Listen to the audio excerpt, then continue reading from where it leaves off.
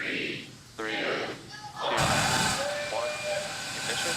Engines full power. And liftoff.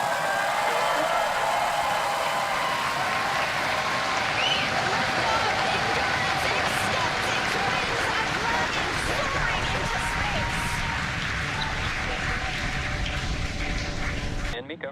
Stage 2 Alpha. There we should see that second engine begin to ignite now. And obviously confirmed by the loud cheer behind us here at Mission Control Hop. There we can see the drone ship coming into view as Falcon 9 attempts. Stage 1 landing leg deploy. We can see those landing legs have now deployed.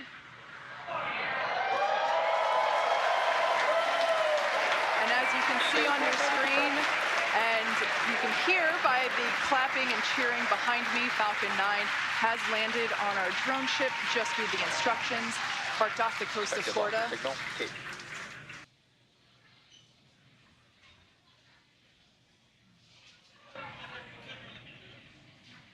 And there is separation. Dragon separation confirmed. And Dragon, decision launch director. Dragon copy is on. And Dragon, this year, launch director on Dragon. On behalf of the entire launch and recovery team, it was an honor. Million crew to fly on Dragon. Wow, they just look so cool, don't they? They really do. They came out with their visors down, which I thought was really awesome. And now they got their visors up, raising the roof Some there. nice dance moves. 4 on countdown. Crew walkout is on schedule. Yeah, and you can see even just with how they're waving and moving their arms around, you know, really the IVA suits are not capable of doing that type of motion. So you can really see that even though the suits do look similar, as we've said, there's quite a few upgrades that have gone into these suits. Yeah, I'm personally looking forward to seeing if the astronaut lean back move will look any different than what we've seen with the IVA suits. So yeah, at first glance, they might not look. Right now you can see there's a team with them helping assist them with anything that the crew needs. Even though these suits are very mobile, we do want to make sure that the crew is able to easily function, and you can see that they're helping with the umbilicals on each suit as they're going to make their way into the elevator and up the crew tower. And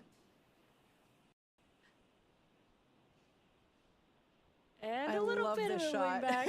There's a lean back, yep. Not quite as much as the IVA suits, but It is a bit is of a great. challenge where they are, because they're on the side of the vehicle with the strong back, and that'll recline a little bit. Countdown. Crew have arrived at the pad. Yep. And the core keeping track for us on the countdown net, telling us as major events have happened. Again, we're still right on time. But yeah, when they lean back, kind of got an obstructive view of the Falcon 9 with the Dragon on top, because the strong back kind of is in the way. But that's just the price of coming up on the elevator side. oh yeah, they've got a long way to look up. It's over 200 feet to the top of that rocket, so. Nice moment here is basically their final approach to the Dragon spacecraft. This access arm will lead them into the white room, which is an environmentally controlled room. Helps keep it environmentally stable for the crew and the spacecraft. All love the heart symbol there. This is so exciting to see our 2 SpaceX employees making their way down the crew access arm, getting ready to ingress Dragon. Yeah, but first, before they do that, they are going to be handed a Sharpie. In fact, it's right there. And they're now going to add their name to quite an esteemed wall of signatures.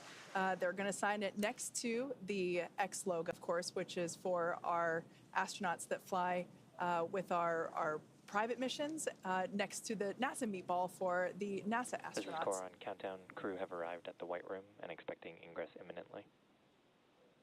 It's quite incredible just to see the number of signatures around that X. You know, we talked about Inspiration 4, which was only a few years ago, and now here we are with Polaris Dawn, which is our 5th all-civilian mission to space. You know, Yeah. so we're just really getting the numbers up in terms of private civilians going to space. Yeah, I love this. I love this tradition that you get to sign the wall when you get to fly, and basically be able to leave a mark at least somewhere right before you lift off to outer space. And what's also super cool is this process of ingress that we're seeing. You'll notice crew members in the basically their black onesies, the ninja suits, and these are all part of the closeout crew. You can see a tablet there in action. They're following along with our electronic procedures, or EPROCs. And what I think is so cool about this mission in particular is that the two women that you see on your screen now are part of the larger space operations team that helped to develop these procedures that the closeout crew are using now. So I think that's such a very cool full circle moment. Seeing them get buckled in with their safety harness. Oh, actually we can see there now our first live view inside Dragon Resilience. Sarah and Anna occupying the window seats, as it were, which is absolutely the seat I would also want if I were flying a Dragon.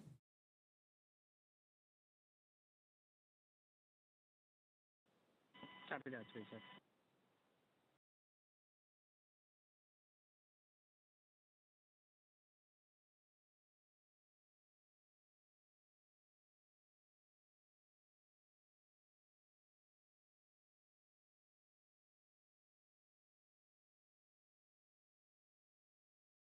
Lies inside of the cabin.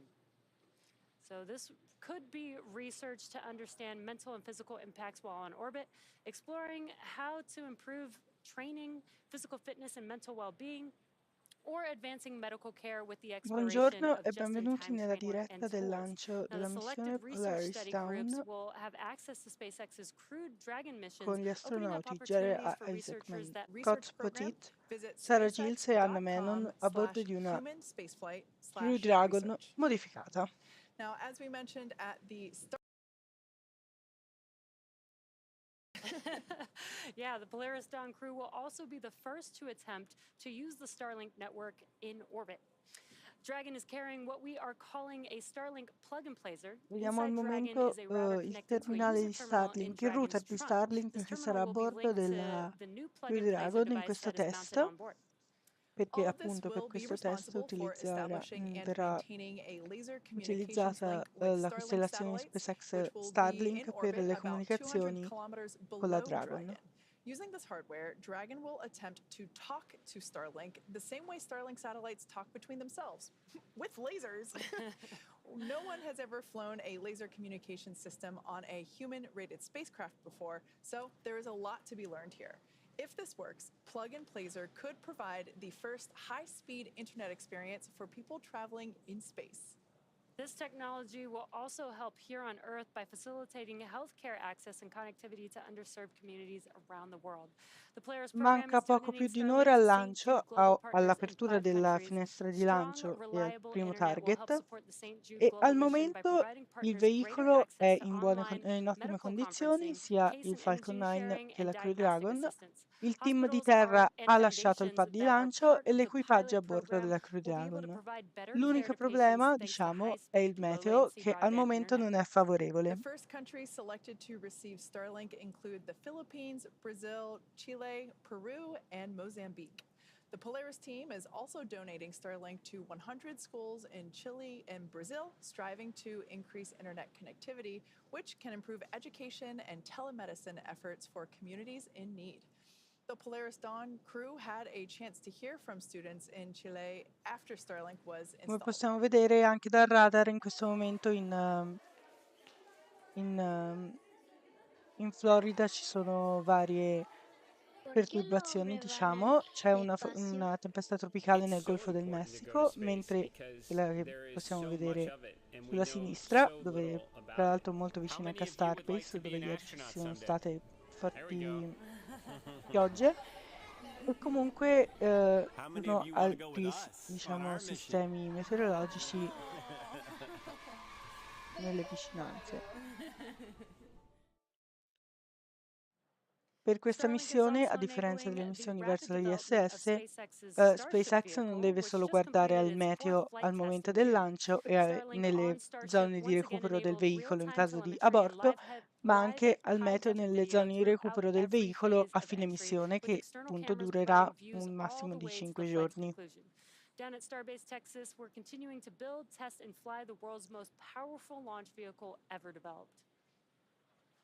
SpaceX's ultimate goal is to make life multiplanetary, and Starship is the vehicle that will get us there.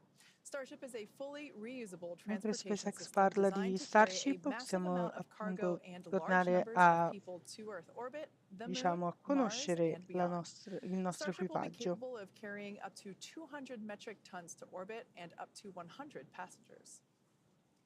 Now, we're still in the testing phase, but major milestones like flying at a high cadence, full system reuse, and on-orbit refilling are key priorities. We're also building a second Starbase launch tower to further increase Starship's flight opportunities. This will also allow for continuous upgrades to the towers while continuing to launch. Also in testing, our engineers are proving out all systems necessary to make a trip to the moon possible, such as propulsion, life support, and even the elevator that will take the crew and cargo from the Starship hatch opening down to the lunar surface. Ok, appunto parliamo del nostro equipaggio. Intanto partiamo con il comandante Jared Isaacman, che è nato l'11 febbraio dell'83, ha quindi 41 anni, a Union, nel New Jersey. Isaacman è il CEO dell'azienda di pagamenti Shift4 e we're going to be taking the weather decision down to T-minus 50 minutes, and in the meantime, evaluating system readiness for LES arm. With that, we're going to have you start section 5 of 4.100 and report when you are go for launch.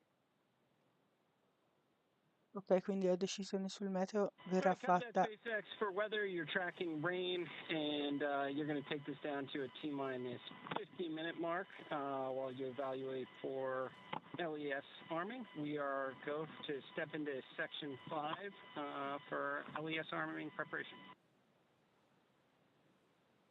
That's a good read back, Dragon. All right, so quick update there for our Polaris crew, just continuing to monitor the weather, as we've been saying all evening. Unfortunately, just one of those things that we can't control. Now, thinking back to the crew that will be appunto il involved meteo, with the HLS program, la decisione sul meteo verrà fatta a T-minus one uncrewed 50 minuti, demonstration quindi flight tra circa before 7 that minuti. Artemis 3 mission, Comunque, which will be the first continuiamo a human parlare surface del expedition of the comandante moon Jared since Isaacman, che ha appunto alle sue spalle oltre 7.000 ore di volo su aerei privati ed ex militari, e è anche stato il comandante della missione Inspiration 4 nel 2021. Passiamo poi al pilota Kid Potit, che è un tenente colonnello in pensione dell'aeronautica militare degli Stati Uniti, che ha prestato servizio per 20 anni in vari ruoli, tra cui comandante della 64esimo Aggression Squadron e pilota dimostrativo dell'USAF. Kid è un pilota di comando con oltre 3.200 ore di volo su vari aerei militari e ha ricoperto il ruolo di Mission Director in Inspiration 4. È anche un affermato corridore e triatleta universitario. Passiamo alle specialiste di missione, che in questo caso sono Sarah Gilles e Anna Menon. Entrambe sono dipendenti di SpaceX. Sarah Gilles è una Lead Space Operation Engineer presso SpaceX, appunto è responsabile della supervisione del programma di formazione degli astronauti dell'azienda, ovvero nel suo curriculum ha un, diciamo, ha esperienza appunto nell'addestramento. Ad esempio ha addestrato, era la persona di riferimento per la missione Inspiration 4, anche per la missione Demo 2 e Crew 1 della NASA. Anna Menon è sempre anche lei una Lead Space Operation Engineer presso SpaceX e gestisce il gruppo delle operazioni dell'equipaggio e presta servizio nel controllo missione sia come Mission Director che come Crew Communicator, quindi come la persona che comunica alla crew. come in questo caso oggi Shiva, che abbiamo visto poco fa.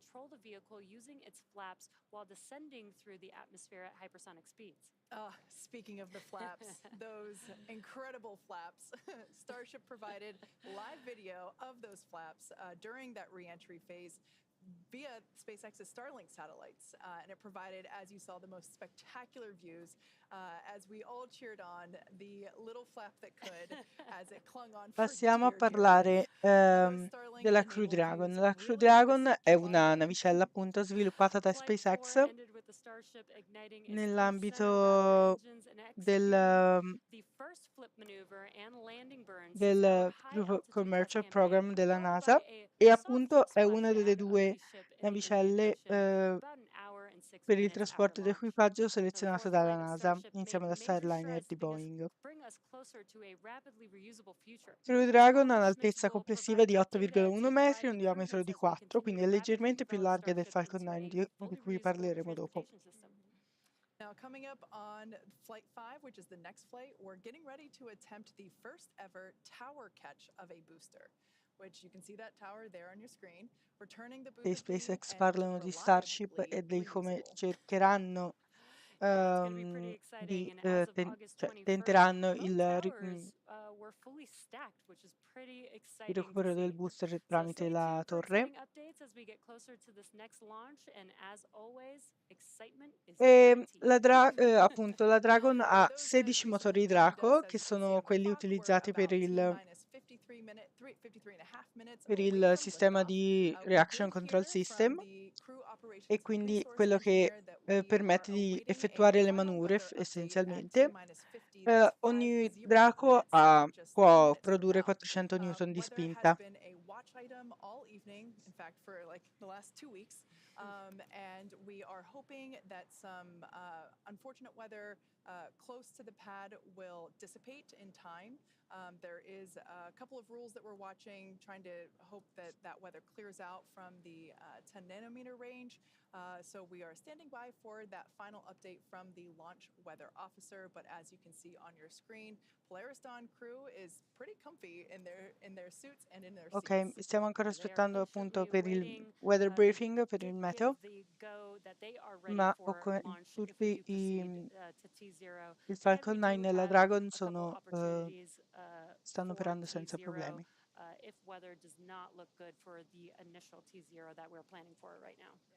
Allora, intanto continuiamo con la nostra spiegazione della Crew Dragon, che appunto dispone di anche 8 motori Super Draco che vengono utilizzati solo nel caso di un aborto, sia dal pad di lancio sia in volo. Of course, pad 39A here on your camera, and if I were Jared in the capsule, right, hearing that you're in the capsule, you've done a successful suit leak check, you've done a successful side hatch leak check. Passiamo al Falcon 9. Il Falcon 9 appunto è un veicolo da lancio parzialmente riutilizzabile, il primo di classe orbitale, sviluppato da SpaceX. Ha un'altezza di 70 metri, un diametro di 3,7 metri, quindi è leggermente più stretto della Crew Dragon. È in grado di lanciare fino a 22.800 kg in un'orbita terrestre bassa, ma anche fino a 4.020 kg verso Marte. Everything away more than 10 nautical miles from the pad, or should we go to the second T0, which is at 9 hours 23 minutes universal time, just under 100-minute delay if we have to wait. Primo stadio questions.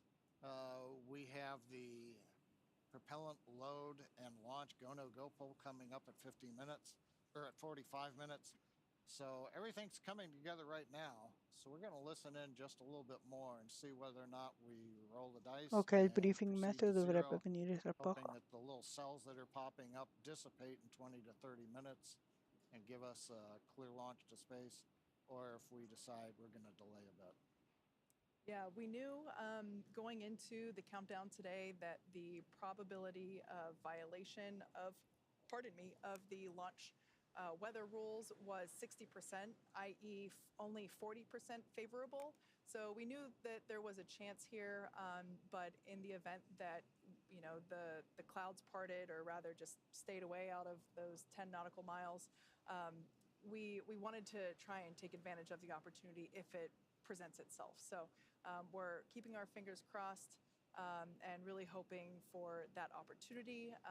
And of course, we're talking about launch weather, but something that we've been looking at for the last couple of weeks is not only the launch weather, but also the booster downrange recovery weather, as well as the ascent phase abort scenario weather patterns. Want to make sure that if Dragon for some reason has to activate the launch escape system during the ascent phase, that all that weather along that corridor is clear, and the weather 5 days from now to make sure that there is a viable path for safe crew return when their mission is done. So it's a lot going on. Yeah, there's a lot to look out for. And again, we are trying to make this call. Mentre SpaceX parla ancora del meteo, continuiamo a parlare del Falcon 9. Appunto, il primo stadio, che è la parte recuperabile del razzo, ha 9 motori Merlin 1D alla base, ognuno del quale riesce a produrre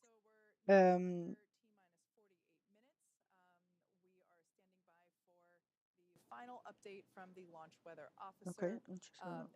We're hoping that we get the okay to proceed into Ok, non ci sono ancora aggiornamenti, ma comunque il primo stadio riesce a produrre a livello del mare 7607 kN di spinta, che diciamo che una volta arrivate nel vuoto sono 8227 kN, e questo dipende dalle condizioni appunto esterne.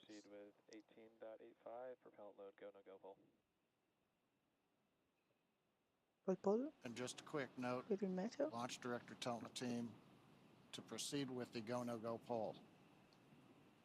Ok, procediamo al Cor's going to talk to crew now. sondaggio go no go.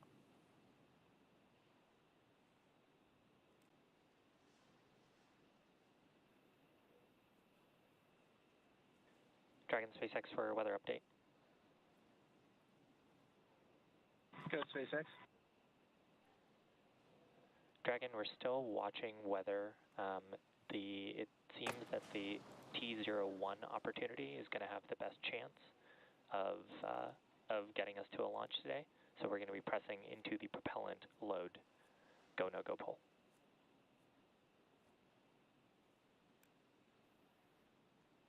And copy that, SpaceX. And just for good readback, we are presently no go for weather, but we are stepping into the prop load poll. Ok, SpaceX vuole procedere al sondaggio go no go per il primo tentativo di lancio disponibile oggi, quindi per le 9:38.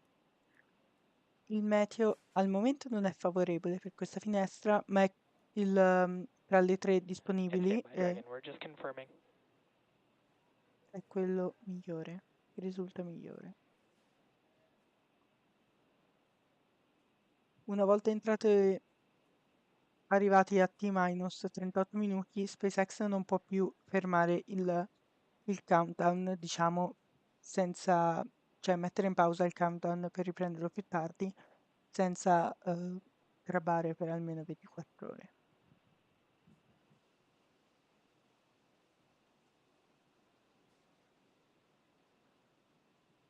Siamo in attesa del poll. Yeah, we're coming up on T-minus 46 minutes. They've made a Dovrebbe determination finire to ora. continue on, betting that the weather will be go in 46 minutes from now. We heard Core bring it up with the crew briefly.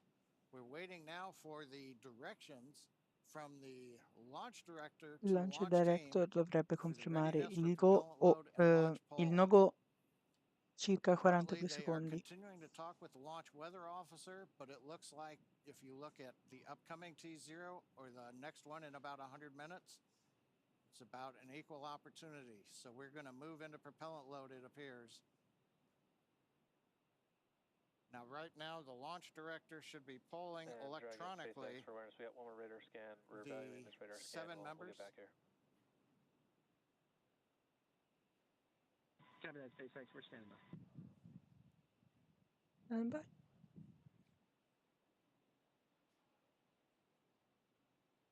Yeah, there's some discussion on the weather net about a cell to the northwest and whether or not it's exceeding constraints.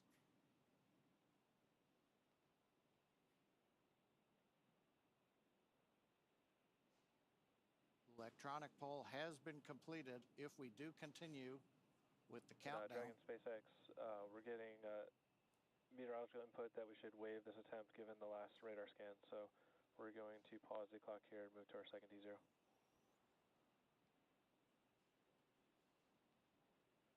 Copy that, SpaceX, and we are standing by for the second T0.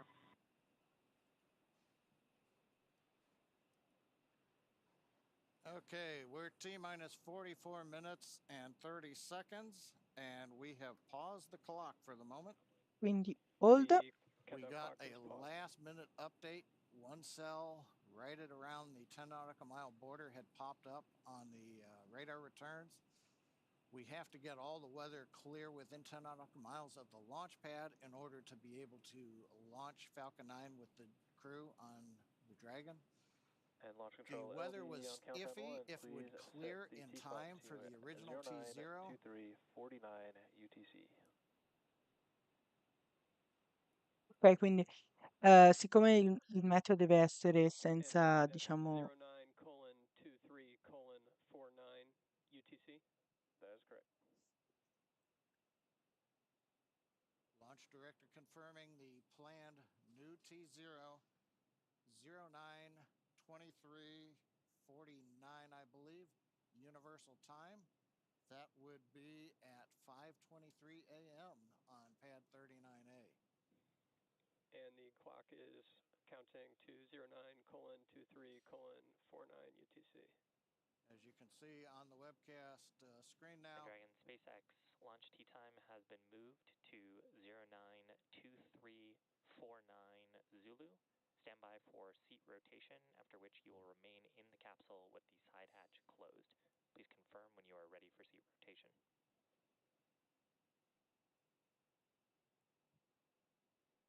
Quindi abbiamo una nuova. SpaceX, new T0, 09:23:49, and we'll get back to you on that seat rotation.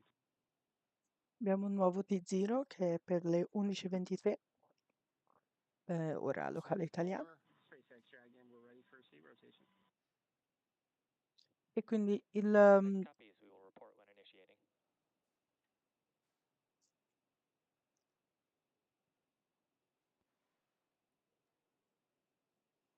La Crew Dragon ora roterà di nuovo i sedili in posizione di, diciamo, ingresso per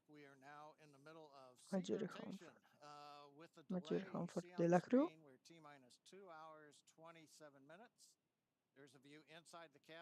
Ecco. Equipaggio all'interno della Dragon.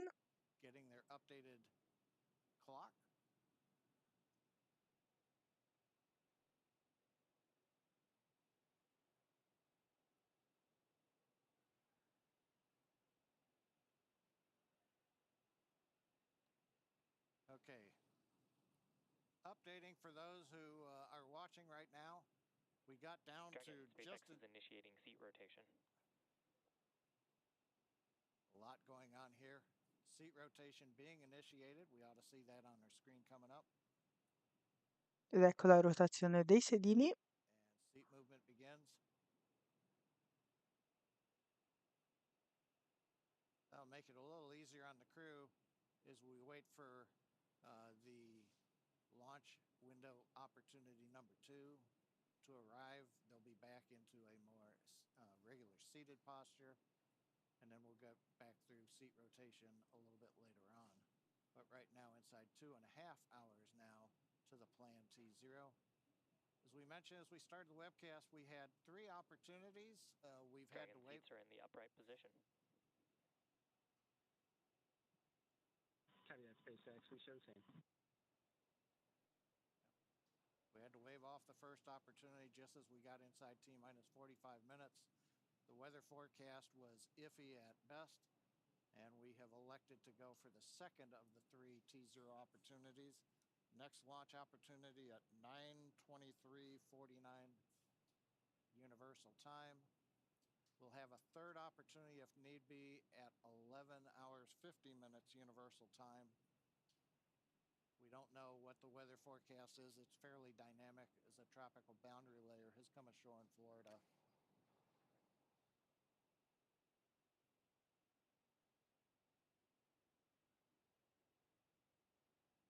Now, just before we had the hold, the launch chief engineer had pulled both the Dragon and Falcon 9 teams, verifying that if we were to hold at this point in the count, just at T-minus 45 minutes before we began propellant load, that both the Dragon and the Falcon teams were in a good position to hold the clock and then recycle back to the station, back to a vertical position, give them a little more comfort. They will remain inside the Dragon capsule as we continue to count down. Everything is good for Dragon, as well as for the Falcon 9 team. We had not begun loading propellant into the Falcon 9, and so we were able to hold the clock and wait till we get closer, and then we can resume the final checks and the propellant load of Falcon 9. Hopefully, fingers crossed, for a launch coming up in 2 hours and 24 minutes.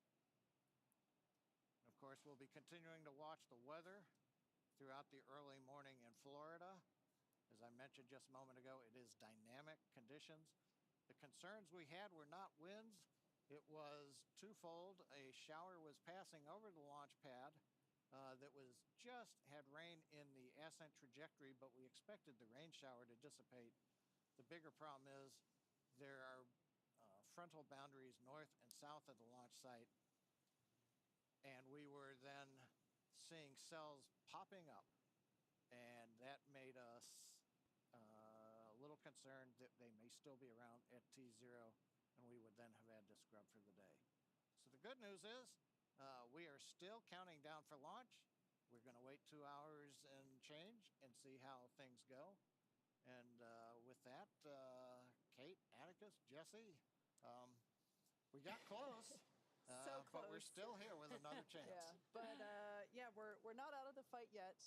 Obviously, we would have preferred for weather to cooperate, but the safety of the crew is the top priority. So we're unfortunately going to have to wait around just a little bit longer. SpaceX Dragon for T0 clock. Go, Dragon. Yeah, SpaceX, just wondering when we should expect a reset on our T0 clock.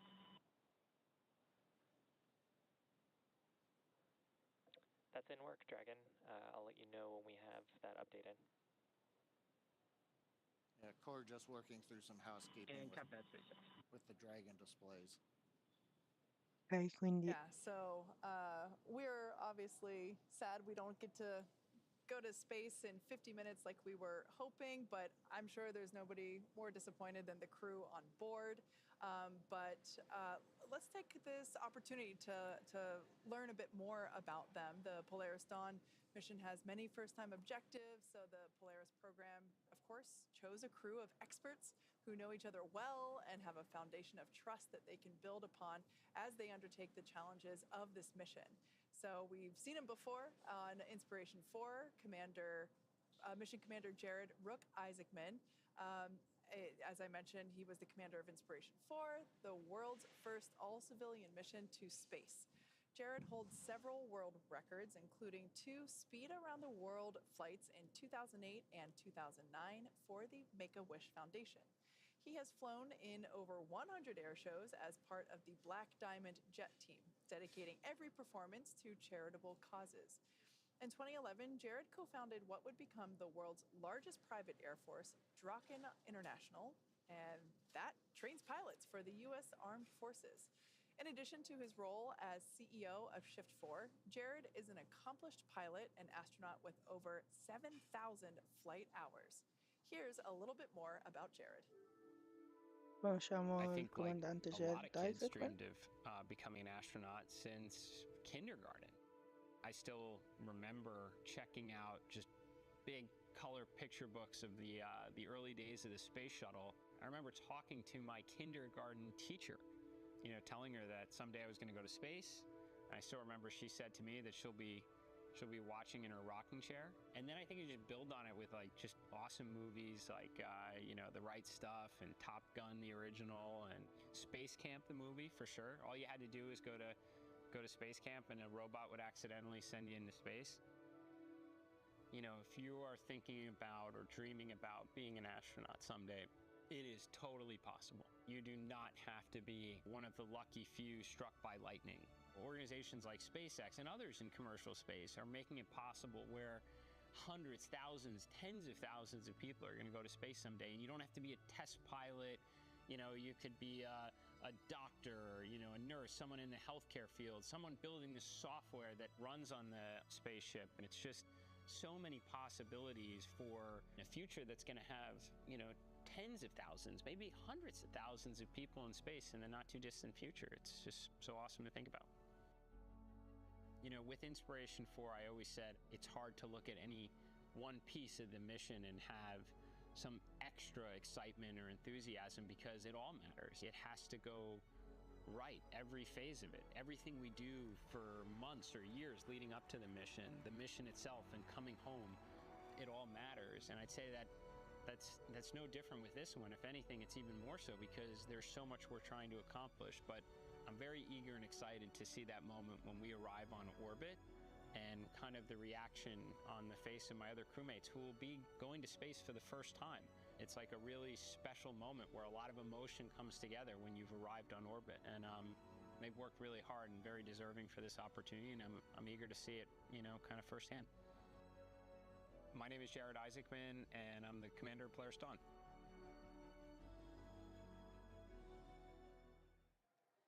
Mission pilot Scott Poteet served as the mission director of Inspiration 4, and he goes by his call sign, Kid. A retired U.S. Air Force Lieutenant Colonel, Kid served for 20 years in roles that included commander of the 64th Aggressor Squadron, Thunderbird No. 4 demonstration pilot, U.S. Air Force Weapons School graduate, operational test and evaluation pilot, and flight examiner. Kid is a command pilot with over 3,200 flying hours and has logged over 400 hours of combat time. Following his Air Force career, Kid served in various roles, including VP of Strategy at Shift 4. Let's hear from our mission pilot himself, Scott Kid Poteet.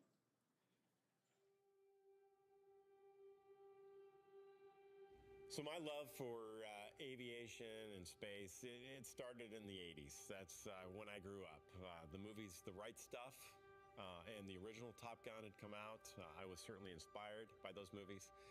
But honestly, I struggled as a kid. I was a C and D student.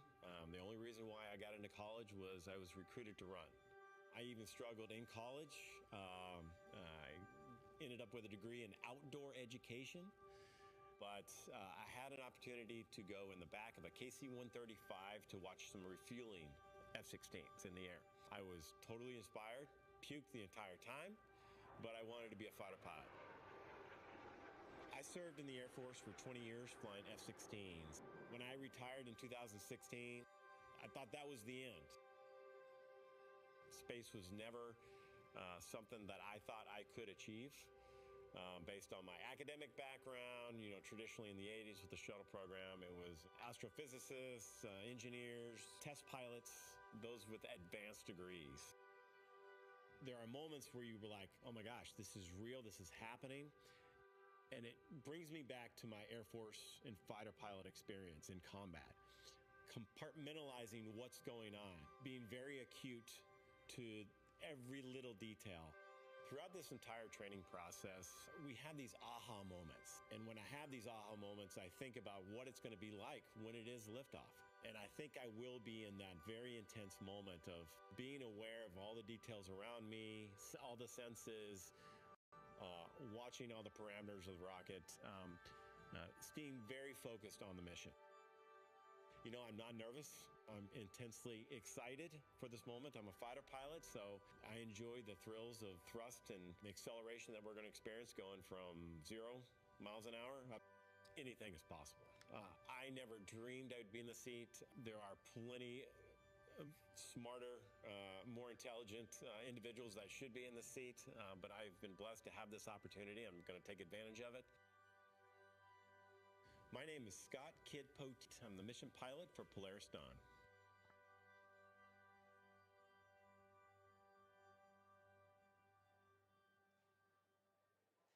Mission Specialist Sarah Cooper Gillis is a lead space operations engineer at SpaceX, responsible for overseeing the company's astronaut training program.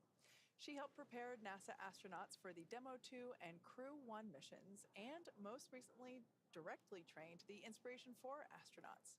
Sarah is an experienced mission control operator who has supported real-time operations for Dragon's cargo resupply missions to and from the International Space Station as a navigation officer and as a crew communicator for Dragon's human spaceflight missions. In 2015, while studying at the University of Colorado Boulder, Sarah started an internship at SpaceX and then moved into the astronaut training program full-time after graduation. Here's a bit more about Sarah. So I cannot technically claim that I am a Boulder, Colorado native as much as I would love to. I was born in California, but I moved to Boulder when I was about 2 or 3 months old. And that's where I went to college as well. I went to the University of Colorado at Boulder, and then eventually started as an intern at SpaceX. I would say I didn't always dream of going to space. I think my interest really changed in high school, and I thought human spaceflight was fascinating. I think I heard of the concept of this future job of running a space hotel, and I was like, wow, that's wild and cool. If that can be the future, that's something that I would like to think about. So I just started looking and pursuing human spaceflight topics and doing things that really interested me, because I didn't think going to space was necessarily a possible outcome. But along that journey, you know, got to help with some really cool things, and that obviously led to going to space today.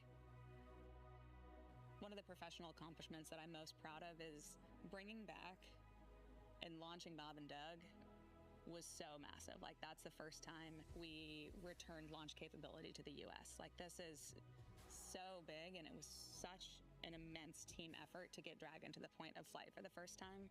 And then for me personally, then taking that and transforming that and growing our training program to support the first all-civilian crew with Inspiration 4. Those 2 missions certainly stand out for me. When I sit in the spacecraft, I think more than anything, what is going to go through my mind is just seeing all of the components that came together to make this machine, and all of the people that made those components and tested those components, being supported by the thousands of people at SpaceX that are making this possible and dedicating their lives to safely flying people to space and back. My name is Sarah Gillis, and I am a mission specialist on the Polaris Dawn mission.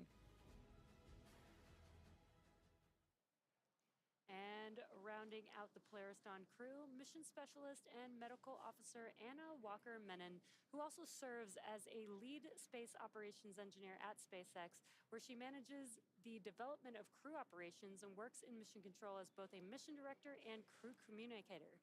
During her time at SpaceX, Anna has led the implementation of Dragon's crew capabilities and developed critical operational responses to vehicle emergencies. Prior to SpaceX, Anna worked for 7 years at NASA as a biomedical flight controller for the International Space Station. She received her bachelor's degree in mathematics and Spanish from Texas Christian University and her master's degree in biomedical engineering from Duke University. Let's hear a little bit more from our other SpaceX team member, Anna Walker-Menon.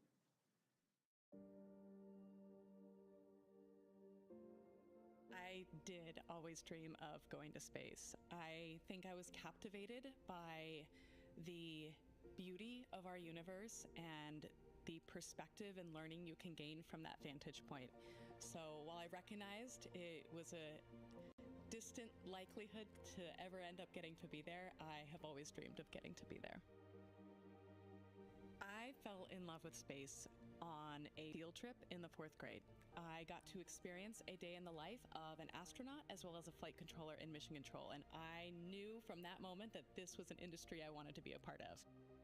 I studied math and engineering in college and graduate school, but the whole time just kept avidly pursuing the space industry.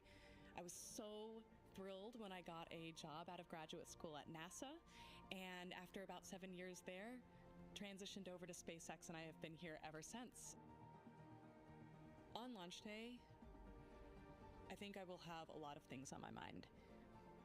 I think one piece will be intense focus, remembering all of the work and the learning that we have gone through thanks to SpaceX to execute every piece of this mission to the best of our abilities. I will also be thinking about the massive team that it took to get to this moment, and probably honestly feeling a lot of gratitude. And then thirdly, I think I will be trying to memorize the moment. I think it's going to fly by, and I think I will try really hard to memorize the sounds, the feelings, the thoughts, the experiences in the rooms around me, so that I can freeze it in my mind and someday look back and recall what it felt like to be there.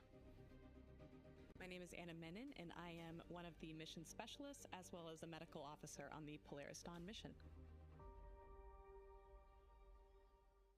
Well, Anna certainly got her wish in terms of having an opportunity to freeze the moment as we had to push off of our initial T0 due to weather conditions. But in those packages, you got some glimpses into the training that the Polaris Dawn crew had to undergo. They not only went through the same SpaceX training as our NASA astronauts, but they also had to train to perform an EVA, or an extravehicular activity, or spacewalk, as it's better known as.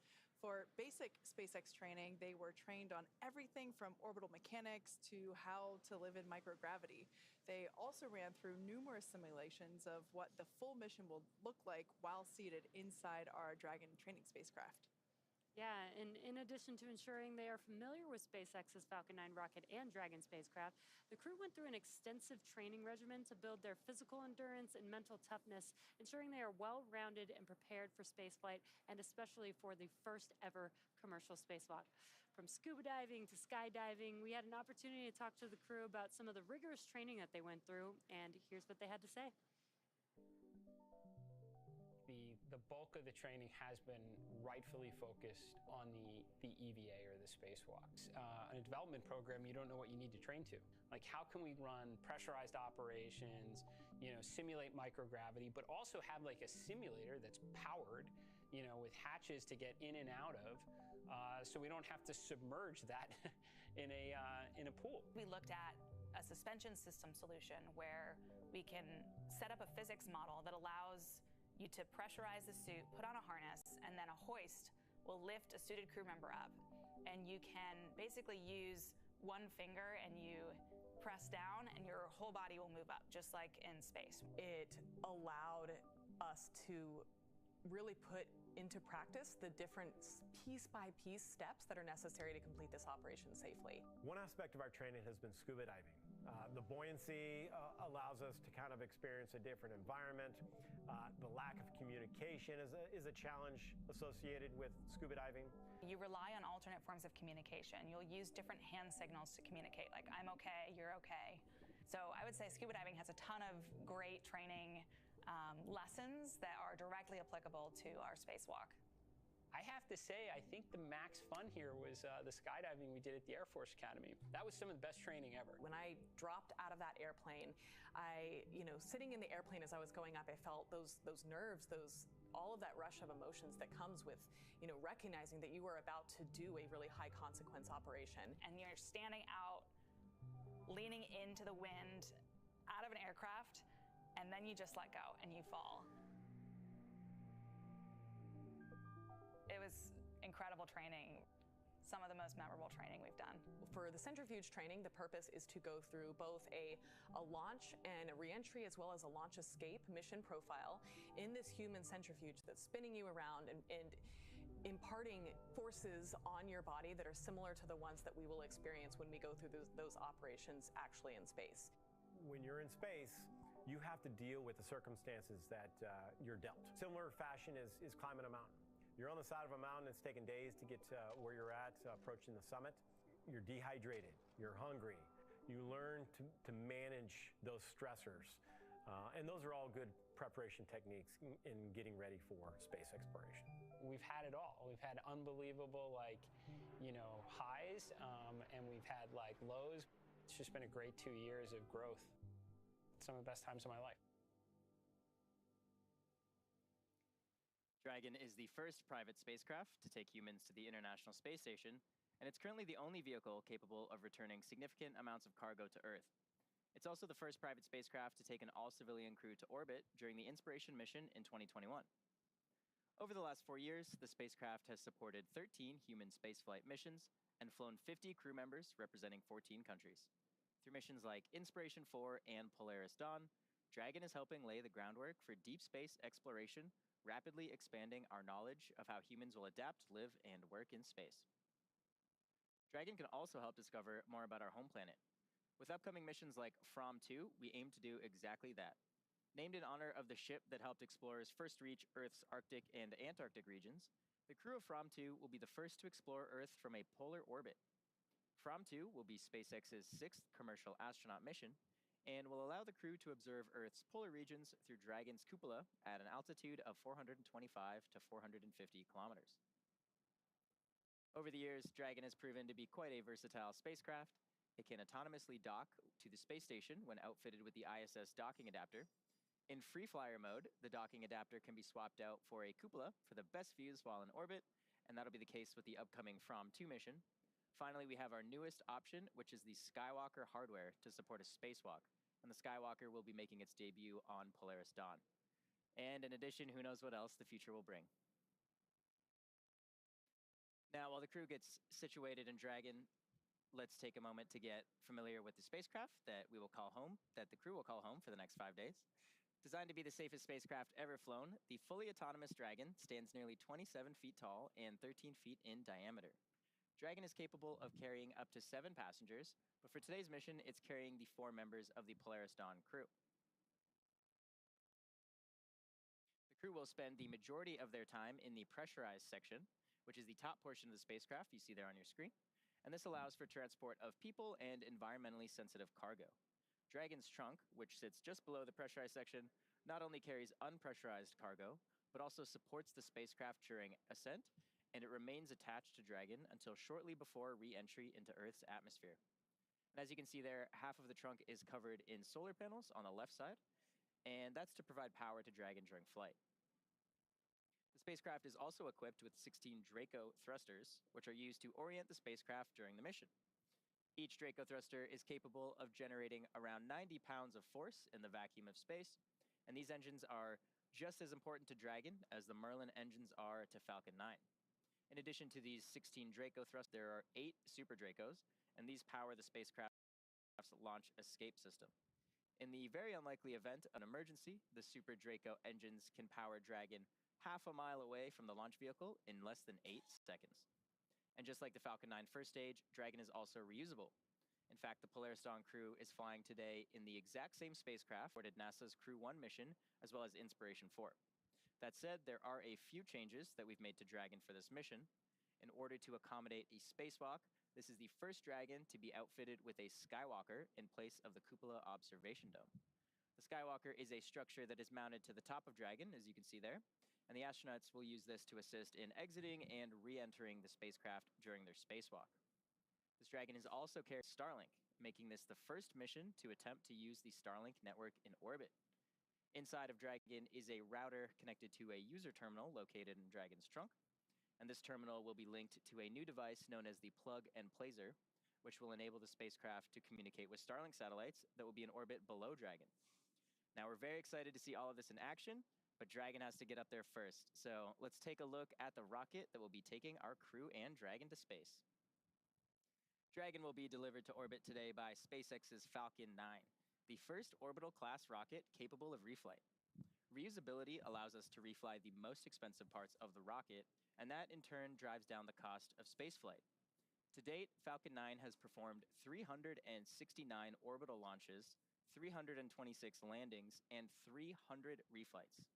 Standing about 65.5 meters tall, or about 215 feet, Falcon 9 is a two-stage rocket that provides 1.7 million pounds of thrust on its first stage, thanks to those 9 Merlin M1D engines. And today's mission will be the 4th launch and landing for this particular booster. It previously supported NASA's Crew 8 mission to the International Space Station in March earlier this year. It's also supported 2 SpaceX Starlink missions. Now, after stage separation, when the first stage has done the bulk of its job for the day, it will initiate 2 burns as it makes its way back down towards the surface of Earth. First is the entry burn to help slow Falcon 9 down as it prepares to re-enter the thicker layers of Earth's atmosphere. Finally, the landing burn will further decelerate the rocket just enough to perform a precision landing on our drone ship. Just read the instructions. And that drone ship is currently stationed downrange in the Atlantic Ocean. The Falcon 9 first stage is equipped with 4 landing legs, and these are made of state-of-the-art carbon fiber with an aluminum honeycomb. These are placed symmetrically ahead of landing. Now, moving up the rocket, Falcon 9's second stage engine ignites a few seconds after stage separation, and this engine can be restarted multiple times to place multiple payloads into different orbits. The second stage is powered by one single Merlin vacuum, or MVAC engine, and this engine is capable of more than 220,000 pounds of thrust. The MVAC features a significantly larger expansion nozzle to maximize the engine's efficiency in the vacuum of space, and at full power, the Merlin vacuum engine operates with the greatest efficiency ever for an American-made hydrocarbon rocket engine. And of course, let's not forget about the unsung inner stage, a composite structure that connects the first and second stages. It also houses the pneumatic pushers that allow the first and second stages to separate during flight. Inside of the inner stage, or rather outside of the inner stage, is where you'll find Falcon 9's 4 hypersonic grid fins, and these are at the base of the inner stage. They help orient the rocket during re-entry. Here in Hawthorne, you can actually have lunch in the cafe while watching the inner stages being made just across the aisle. Looks like we're just at about T-minus 2 hours or so, so while we continue to count down, how are things going, John? Well, Atticus, things are about where we left it before. Inside T-minus 2 hours, you can see with the live shot there of the pad deck, looking at the 2 elevators we used a few hours ago to bring the crew up and the view up on top of the fixed service structure. We do have that light rain shower that we're talking about. Actually, right now, we would be at about T-minus 3 minutes, and the weather would be red. So the good news is, when we made the decision to pause the countdown and go to the second T0, we avoided what would have been a scrub right now. Because as you may recall, once we begin loading propellant onto the Falcon 9 at T-minus 35 minutes, you're committed then. You've got to get down to 0 and launch, or you're scrubbed for the day. Now, we did not start propellant loading at T-minus 35 minutes. A little bit of a status refresh. We got down to T-minus 44 minutes and 30 seconds approximately, and we called a pause or a hold in the countdown. We had just finished the electronic poll verifying that the Falcon team was go to load propellant into the Falcon 9, but we did not actually get that far. All evening or early morning, as the case may be, at Kennedy Space Center, we've been watching the weather. The launch weather officer had advised the team that a frontal boundary had come ashore in Florida. That was creating scattered cells that would pop up and occasionally violate the cumulus cloud rule, or in this case, as we just saw with the pad deck view there, or up on top of the fixed service structure, we were getting rain showers with rain higher up in the atmosphere than we would be allowed to fly through. So we continued to count down, fingers crossed, heading for that first T0, which was planned for 7:38 Universal Time. Inside T-minus 1 hour, it was still very uncertain whether or not the weather would cooperate for that first T0. The team took the decision down as far as they could inside of T-minus 50 minutes, trying to get the last little bit of information. But just as we thought we were going to press on and go with the original T0, we saw a cell pop up on the radar map that exceeded conditions. We looked at that and decided to go ahead and hold the clock. We heard the Corps then go back up, talk to the crew, tell them that we were held, and then we recycled to the second T0.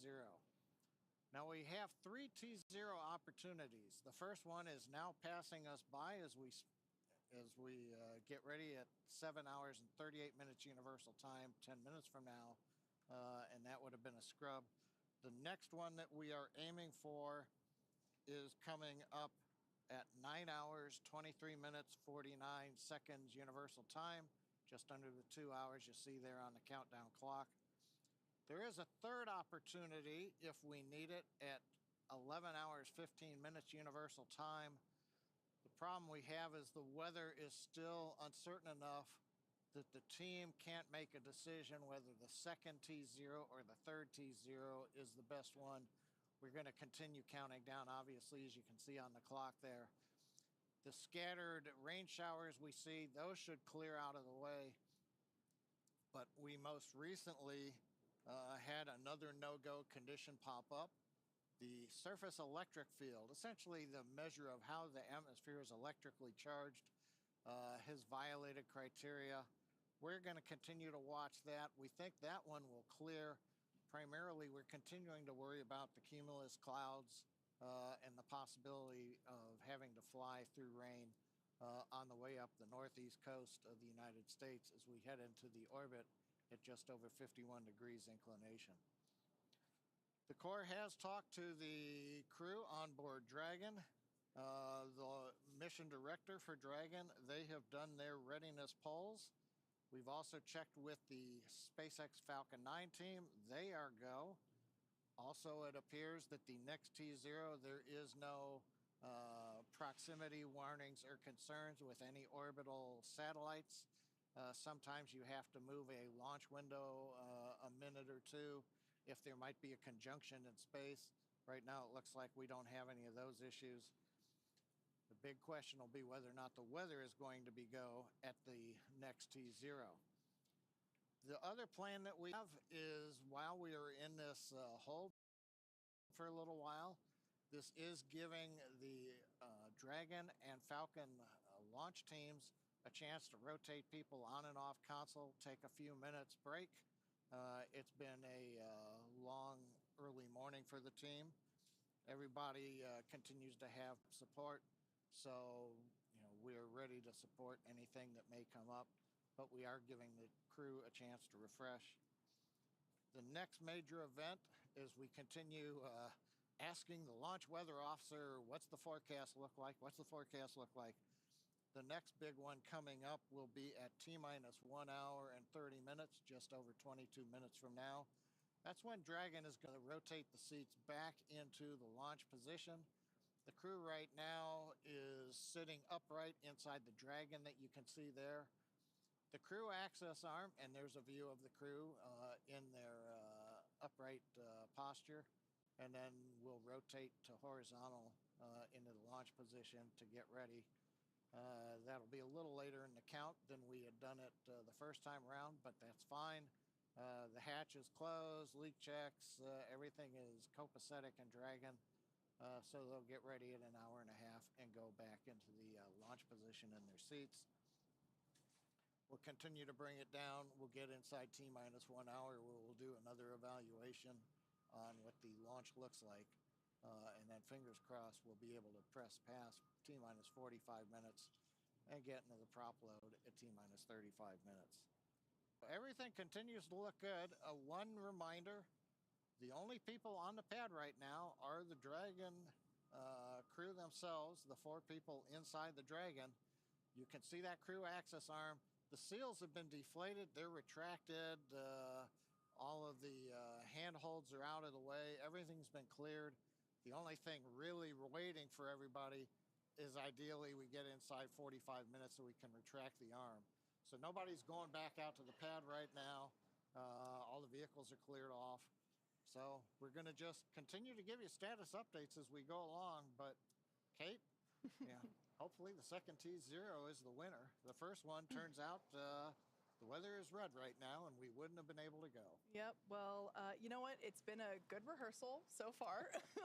And realistically speaking, while the Polaris Dawn crew, I'm sure, would be delighted to be closer to, wait, how long have we been holding now? Would they be in space now? I'm not sure. My brain is a little mushy at this point. But the point is that they would still be in the Dragon capsule right now, regardless, in their seats, most likely. So they're not really doing anything significantly different physically anyway. Now, we did, as you heard John say, we did rotate the seats a bit so that they could kind of like stretch out a little bit more to be a little bit more comfortable. So yeah, I'm guessing there's probably some like charades happening or other games involving like hand signs and yeah, so whatever they can do while still strapped into their seats. Exactly. Right? Yep. Yeah, Oh, look, there they are. There you can see them on their tablets. All four of them all on four their of them. tablets. I wonder if we've equipped those tablets with any games. I hope so. I mean, they'd have a lot more mobility in these EVA suits to be able to play some more games in these suits versus the IVA suits. So. Yeah, that is definitely true. Gorgeous shot there of 39A. Like we mentioned before, we are in a not quite a holding pattern because we're still progressing with the launch countdown, but we did have E reset come abbiamo sentito, update sul meteo. Al momento, quindi 4 minuti dal T-0 originale, sta piovendo sia al pad, quindi da tutti e due i pad 39, quindi anche là dove vediamo il Falcon 9 e lo possiamo vedere forse non da questa immagine perché è un po' buia, diciamo, però abbiamo già visto che da altre immagini che sta piovendo. Manca 1 ora e 48 al prossimo tentativo di lancio, ma il prossimo briefing sul meteo sarà a 1 ora e 30, a T-1 ora e 30 minuti, quindi mancano circa 15 minuti.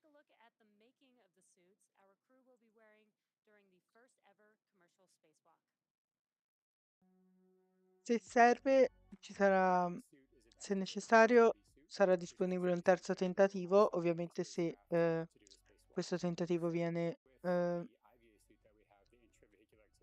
sospeso prima dei 45 minuti o comunque dei 38 minuti, quando il Falcon 9 inizia veramente il caricamento dei propellenti, e questo tentativo sarà disponibile alle 13:09.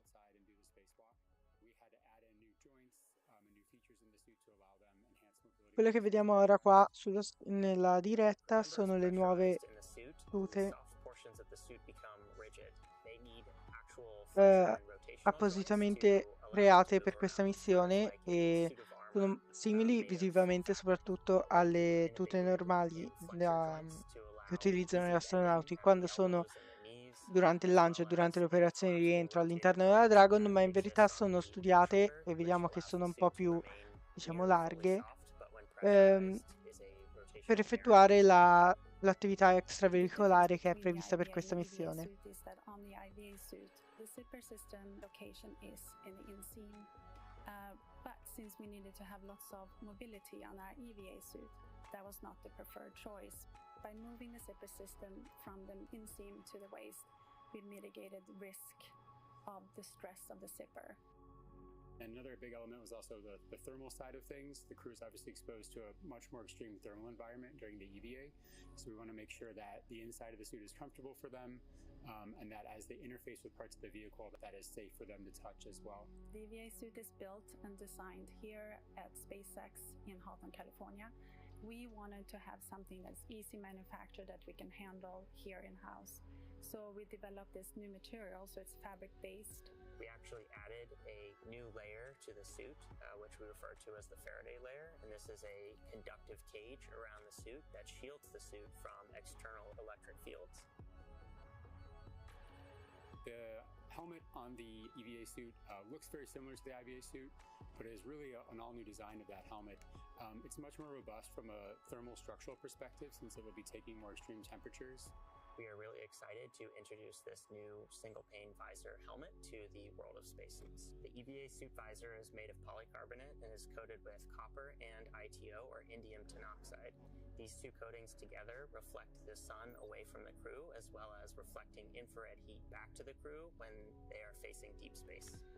Our suit has a HUD, or heads-up display, which is a small display screen in the helmet, which is transparent, which allows the crew to see through the display to have unfettered access during their EVA, but it also provides critical telemetry to the crew, so pressure, temperature, relative humidity. We're trying to improve the technology and streamline it in one way, and at the same time, we're also trying to get it more and more manufacturable with each iteration. The ultimate goal is that you can put on a spacesuit and go out and get work done anywhere in the solar system and not feel like you're wearing anything more than you normally wear every day.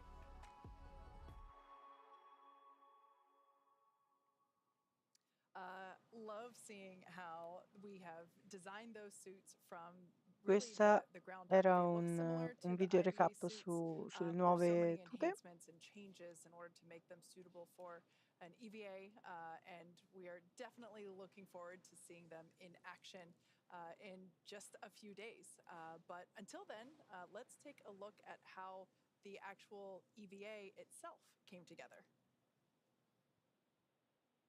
Stands for extravehicular activity, and it's any sort of operation in space where the human is getting out of the spacecraft. So in the case of Polaris Dawn, we're going to be testing the mobility of the suit. We're going to see if the in-space operation matches the training we've done here in Hawthorne.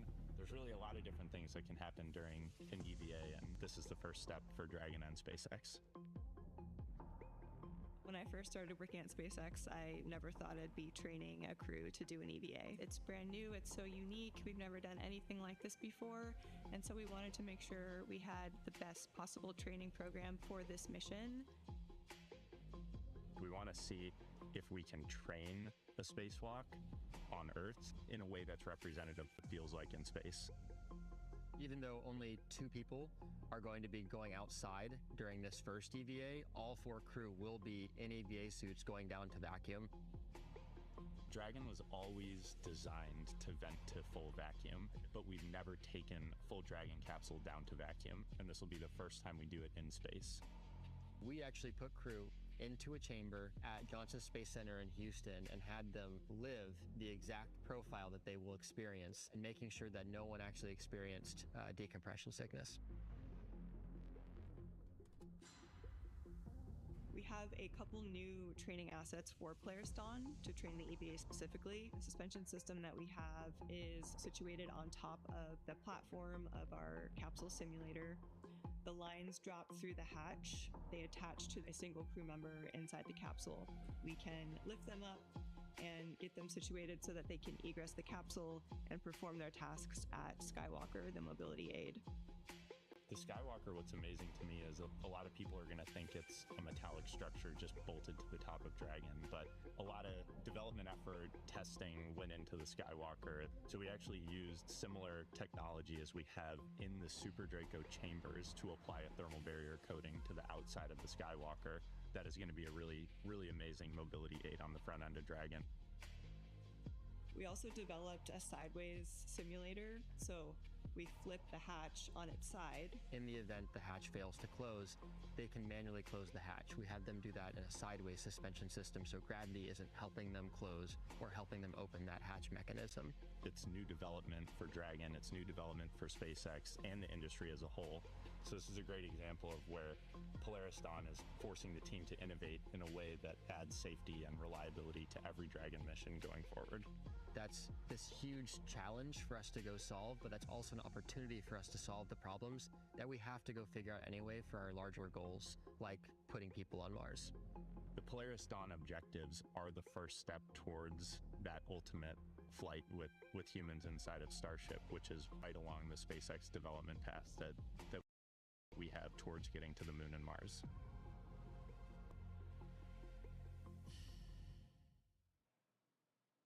It is so exciting to see not only development of the EVA suit, but the EVA operations as well, and how so much has specialized for this mission with the goal of having the ability to open that top hatch and have Jared and then Sarah go out and test the mobility of the suit and the functionality. And to me, it's just so cool to be able to see the design and the planning that went into all of that to make what is about to happen.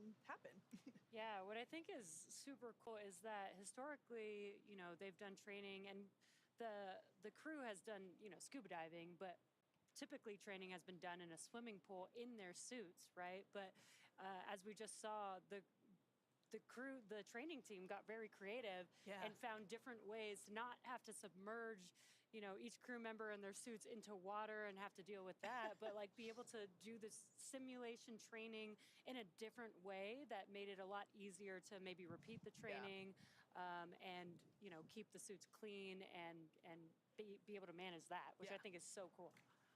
Yeah, I think we really just kind of innovate across the board, right? Just every aspect of the mission, from the hardware to the training itself to just our processes. So it's really great to see all of that. One thing that actually really stuck out to me is the mention of how these suits will sort of be used in the far future. I love how we always keep just the big picture in mind. The goal of SpaceX, make humans an interplanetary species, get to the moon, get to Mars, get beyond.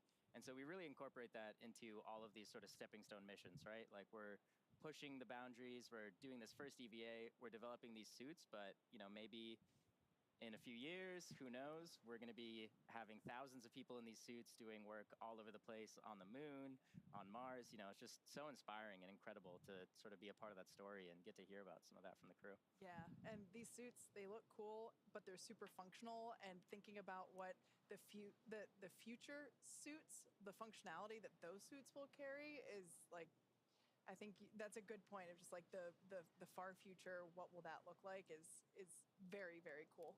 Well, you talk about the far future, and it may be because it's going on 1 in the morning here, and we've got another hour and a half. But in the near future, my question is, Halloween's coming up in the United States. Anybody want to make a mock-up suit and go around trick-or-treat? Maybe your kids, It's like, hey, do you want to dress up in an EVA suit? I bet we're going to see a lot of those this year, huh?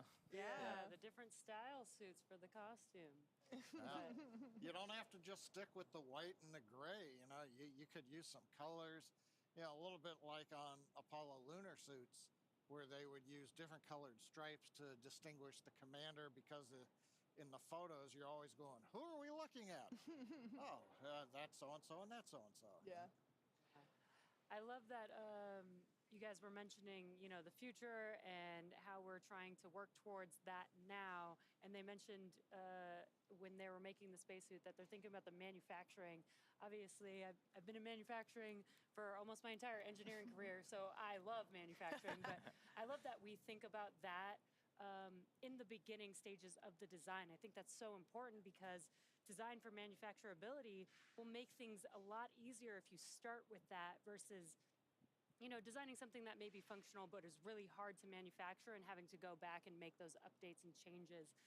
So I think that's so cool that the spacesuit team really, really focused on that with the suit. Yeah. It's been so incredible to see the progression from the IVA suit to the early versions of the EVA suit to the suit that we see there on your screen. My personal favorite element is not shield, the visor. There we go, that's the word. And the views that we will see of Jared and Sarah as they emerge from the top hatch. It's going to be incredible, and just the fact that just the visor itself, not only does it look cool, but it insulates them on the inside and the outside, depending, if they're looking toward the sun or away from it. It helps to keep them cool or warm, respectively. I think that's just, it looks awesome, but it has an important functionality to it as well. Yeah. Kate, you mentioned the moment that Jared and Sarah are going to exit the capsule, and we heard a little bit about that experience from Mike on his multiple EVAs, and a little bit about the overview effect. I think, traditionally, the public hasn't really had, a live view into these events. So it's truly a very unique, very historical and special event that we're also going to be live streaming for the public. We're going to see their first overview effect. We're going to see them have that experience and kind of get to be along for the ride with them. So pretty exciting. That is so We will cool. have our own overview effect. That's that's an excellent point. Yeah, there's a camera inside of their helmet, so we'll actually get their personal perspective of that, at least for Jared and Sarah exiting the vehicles. But also we'll get to see Anna and kids, point of view from their camera too. There's also a camera located on the Skywalker structure, so we'll also be able to see Earth/space with Jared/Sarah somewhere in that photo or video, which will be so cool. The other one I'm interested, we've heard, for example, the Inspiration 4 crew talk about their thoughts. Jared comes back. He flew the first time into relatively low Earth orbit. So he saw his overview effect, but the Earth that close kind of fills up everything. Now he's going to be 1,400 kilometers up. Yeah, not doing the EVA right there, but he's going to look out through the windows. And Pete Conrad, when they went up on Gemini 11 in 1966 to just below where Jared and team are going, Pete was, he was out loud. The Earth is round. It looks different from this high. So it's like, okay, Jared, compare and contrast for everybody else who's stuck down here on Earth. What's it really like? Could you tell you are 1,400 kilometers up versus being, 250 kilometers or so the first time around on Inspiration 4?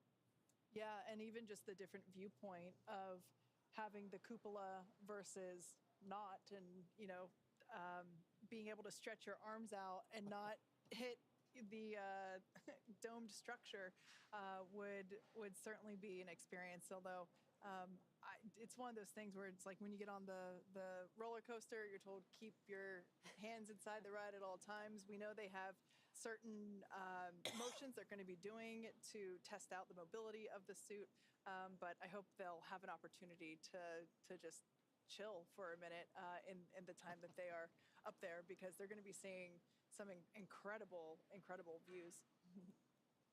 Yeah, that's going to be super exciting. We'll get to watch them live the whole time. Again, as Atticus mentioned, we'll have live coverage, but also, they do have an EVA. It will be scheduled. They will need to follow some procedures. Obviously, the EVA is for a test. It's to test the EVA suits, but we do have some margin in there, so they might be able to get, if they're able to complete their test, they might just be able to get a minute or two to themselves to be able to enjoy that view. Now, we are excited to watch that with them live whenever the EVA is actually happening. But for those of us who haven't experienced the overview effect personally, firsthand with our own eyes, here's a little bit more info on that phenomenon. The overview effect is that sensation or that feeling that you get when you see our whole world from the perspective of being outside of it. It ranges the whole spectrum from like how delicate the Earth may appear because, it's only this thin blue line that separates this habitable atmosphere of our home planet to, the vacuum of space. It's hard to comprehend what the impact is going to be when I first see Earth from space. It just reminds us of how fragile our planet is. One of my roles on this crew is to shoot as much footage as we possibly can so we can bring it back and share it with the world. The big picture awareness that you gain from that sort of perspective when you're, journeying amongst the stars and see our entire planet as we know it there outside of your window, and kind of the philosophical and the many different emotions that it provokes inside of you when you see it that way. We have barely begun our journey to explore the worlds around us. And that hit me right when I saw the moon rise around Earth and saying, like, come on, it's been 50 years. We got to get back there, and we got to get to Mars, and we got to figure out how to get out of our own solar system and try and figure out what this is all about. There's so much incredible footage that crew members have taken from space and that you see from satellites. I think it's one of the things I'm looking forward to most on the mission is getting to see the Earth from that perspective. I can't wait to share what that experience is, but I guess I'll have to let you know once I get back. As you might imagine, the Polaris Dawn crew has spent a lot of time together through all of the training and preparation for this mission, and naturally that fostered some great camaraderie. So let's hear what the crew had to say about their team bonding. I have so many wonderful memories working with this crew. One of the memories that stands out to me is back at the beginning of our relationship formation, and that was when we were climbing Cotopaxi together. The highs and lows of that experience and the mental toughness required really helped break down barriers and create a platform to form a trust. I mean, you want to talk highs and lows, we were literally jumping out of airplanes. I think it just taught us an awful lot about each other, and moments of like unbelievable happiness and super lows where things weren't going to plan. Mountains, flying fighter jets. Honestly, I think it's just the mundane moments that we have together to gel as a crew and relying upon your crew, knowing when we need to ask for help. We each do have things that we're not going to be the best at. We're not going to need to do everything. We can distribute the load to maximize what each person is bringing to the team. It's been such an adventure learning with them, learning about them, learning how to work with them. I don't think 5 days is going to be enough. It is awesome to think about getting to live and work with each other for 5 days in this capsule. Getting to be with them while floating in space, doing work to contribute to long-term endeavors of human spaceflight. I am just so thrilled and excited and look forward to it.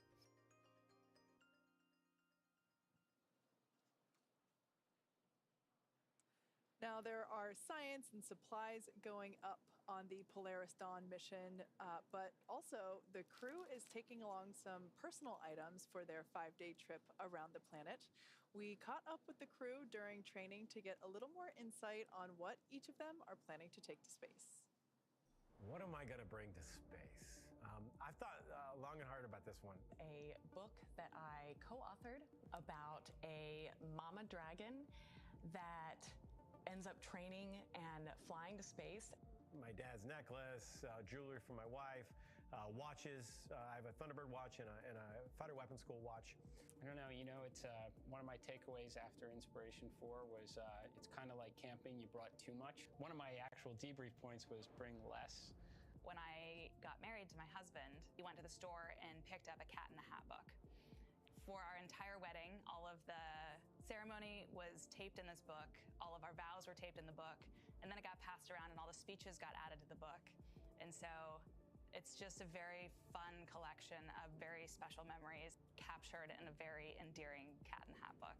I'm gonna bring this big hunk of metal that will go higher than anyone has ever flown in Earth orbit. I'd love to be able to have some sort of a memorabilia for everyone who contributes to this, of which it's pretty hard because there's 10,000 plus SpaceXers. I guess I wish I could bring something for everyone who's made a difference in this program. I will, in particular, get to read this story from space to my kids here on Earth, as well as some of the brave kids of St. Jude Children's Research Hospital. And I think that connection moment while I'm up there floating in space is something I'm just really excited to have the opportunity to have. So as you can see here on your screen, the Polaris Dawn crew, the seats have rotated back into the launch position. So that is a good sign. Everyone remains comfortable, buckled into their seats. We're now just under an hour and a half until the next launch opportunity. And we are keeping our fingers crossed that the weather cooperates better this time than it did last time. So we saw a little bit there about what these 4 individuals are taking with them into space. I think Jared's advice was kind of interesting. Take less. I kind of agree with that. I personally would probably just take my wedding ring, some flower seeds to plant, and my favorite book. Speaking of which, we already mentioned it earlier, but it's just such a beautiful book. This is a book that Anna actually co-authored, and it is Be With Her to Space. And I'm going to order one for myself and very kindly ask her to sign it when she gets back. Yeah, that's pretty cool that Anna gets to bring something that she wrote and created onto the vehicle with her. But Atticus, what would you take? I don't know, maybe just some popcorn, some candy, some soft drinks, Some snacks. Yeah, some snacks. It's a long trip potentially. So. Would you save any for you to eat when you came back to Earth? Or Oh, that's a good idea. Yeah. Maybe share with my friends some space candy. There you go. Some Jesse, gifts. What about you? Oh, I would definitely have to bring a basketball. Of course. Basketball has made me who I am today, but what I really want to do is bring Space Jam to real life. That's my plan. Amazing. Yeah, your basketball will be your zero-G indicator. That is genius, Hey, John. or a Nerf ball. Yeah, a Nerf basketball. There we go. Not for a mission with an EVA operation, though. Oh, yeah. John, what would you take? I'll be more of a sentimentalist. When I was in the Air Force, working Titan launch vehicles, not the ICBMs, but the above-ground launch vehicles, the Air Force only had one way to distinguish, and that was to give you a rocket badge that you would pin on to your uniform shirt. And so it said, yes, you're working launch vehicles. Well, I've had that since 1980 when I started working launch vehicles, and it's actually been to space and back on a Falcon 9 first stage. So I would take that well-worn and well-traveled badge, and I'd take it with me again, and away it would go. Yep. And then come back down. So it'd have 2 flights on it, and it would be a rocket badge. It'd be pretty cool. I also thought of another one that you could do, your binder. The infamous webcast binder, just like I always have my my notebook. I think those would be 2 staples if we were to go. Yep. My brains. Who knows, maybe we'll do a webcast from space one day, right? We'll have some of our own employees up there, maybe broadcast live. You never know, right? That could be cool. Anna and Sarah are making the way for us to go up there. So that could be a thing. Yeah. We heard earlier that kid puked the whole time during his training. That would be me, 100%. I can barely ride in the back of an Uber. Oh, man. Yeah, it's a little bit more spicy than an Uber on the way up to space. It's okay. I will hold down the fort here while you guys go. It's only 4 Gs. Only 4 Gs. Yeah. Anyway, we are continuing to count down to the next launch opportunity for the Polaris Dawn crew. For those of you that have just recently joined us, all 4 of our crew members are inside that Dragon capsule there on your screen. They are the only ones left at the launch pad. The closeout crew have departed the pad. And we unfortunately had to reset the countdown clock just past, I think it was like T-minus 48 minutes. So unfortunately, there was a last-minute radar scan that showed basically non-conforming weather requirements, and so we had to stand down and basically reset for our next opportunity, which is coming up in just 1 hour and 22 minutes. So the crew has remained in the Dragon capsule. Folks here for mission control are cycling through, getting an opportunity to stretch their legs, get some refreshments or some food, and really get refocused as we come back into almost right where we left off. Yep, so as the clock continues to count, we're just at about T-minus 1 hour and 20 minutes. So far, everything with Falcon 9 and Dragon are being reported as healthy. But in the meantime, John, can we get a further status update? Well, thanks, Atticus. T-minus 1 hour and 22 minutes, as you're just saying. Everything is kind of in abeyance for the moment. We're waiting to get more information on weather. You can see a view of Dragon spacecraft on top of Falcon 9 at Launch Complex 39A on Kennedy Space Center. Lights are on in the crew access arm, but it doesn't mean anybody is in the arm. And you can see there on the screen the crew. We rotated their seats back into the launch position at T-minus 1 hour and 28 minutes, just about 7 minutes ago. Currently, we're slowly moving up on T-minus 1 hour where things start to pick up. Update. And here comes the weather update. Go, LB. All weather rules just cleared about 30 seconds ago, so we have a green range for weather rules, and we'll have our SpaceX meteorologist fill you in for the next T0. It's great to hear, and stay by. And Dragon, SpaceX Weather Officer here. We did violate a number of launch rules for that cumulus that popped up at that initial T0, so made a good call there from the whole team, SLD 45 and all. And we are tracking a much better POV for this next T0.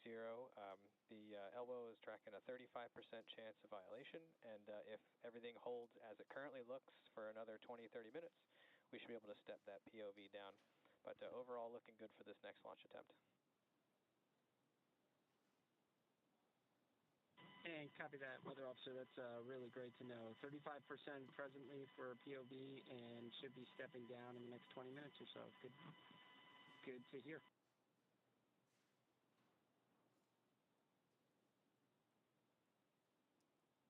Okay, so they've told the crew that what we're just getting from the launch weather officer.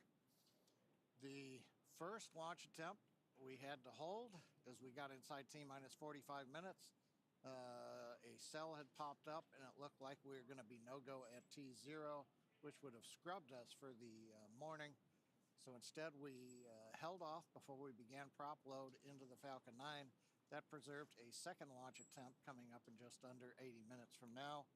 That T0 is planned for 9 hours, 23 minutes, 49 seconds universal time, or 5:23 and 49 seconds a.m. Eastern Daylight Saving Time.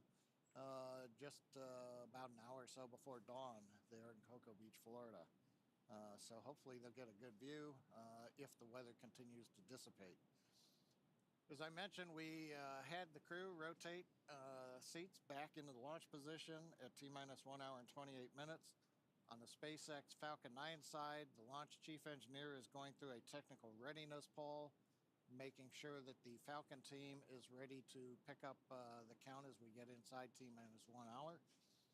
Also, amplify a little bit on the launch weather officer. It's always interesting.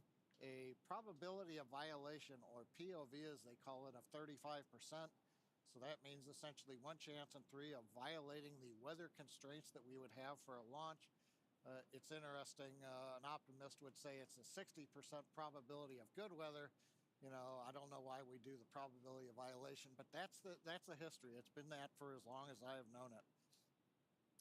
The big thing that is changing is that the weather was fairly chaotic over the last hour. It's very hard to model and predict as the boundary layer was coming ashore. What they're seeing right now in the weather radar is the boundary looks like it's dissipating. And as the Corps told the crew and the weather officer amplified, we ought to know more in about 20 minutes as we get down close to T-minus 1 hour, in which case the probability of violation may actually decrease, give us an even better chance. Still looking at a variety of things. The rain showers that we saw earlier on the camera lens, making sure that they've dissipated, that we don't fly through rain on the way up. We also want to make sure the big one is cumulus cloud rules. We don't want any thick, high-altitude clouds in the flight trajectory. And then, of course, continuing to watch the winds, but that looks to be pretty good. And if the rain dissipates and goes away, then the electric field intensity, which is currently green and go for launch, should also stay that way. So fingers crossed that the weather will continue to improve and we get a go here to continue through T-minus 1 hour and then prop load and take it the rest of the way on down. But right now, Kate, things are looking a little more optimistic than they were an hour or so ago. Yeah, certainly better. Hearing that we've got a 35% chance of violating the weather requirements instead of 60, that's certainly a welcome improvement.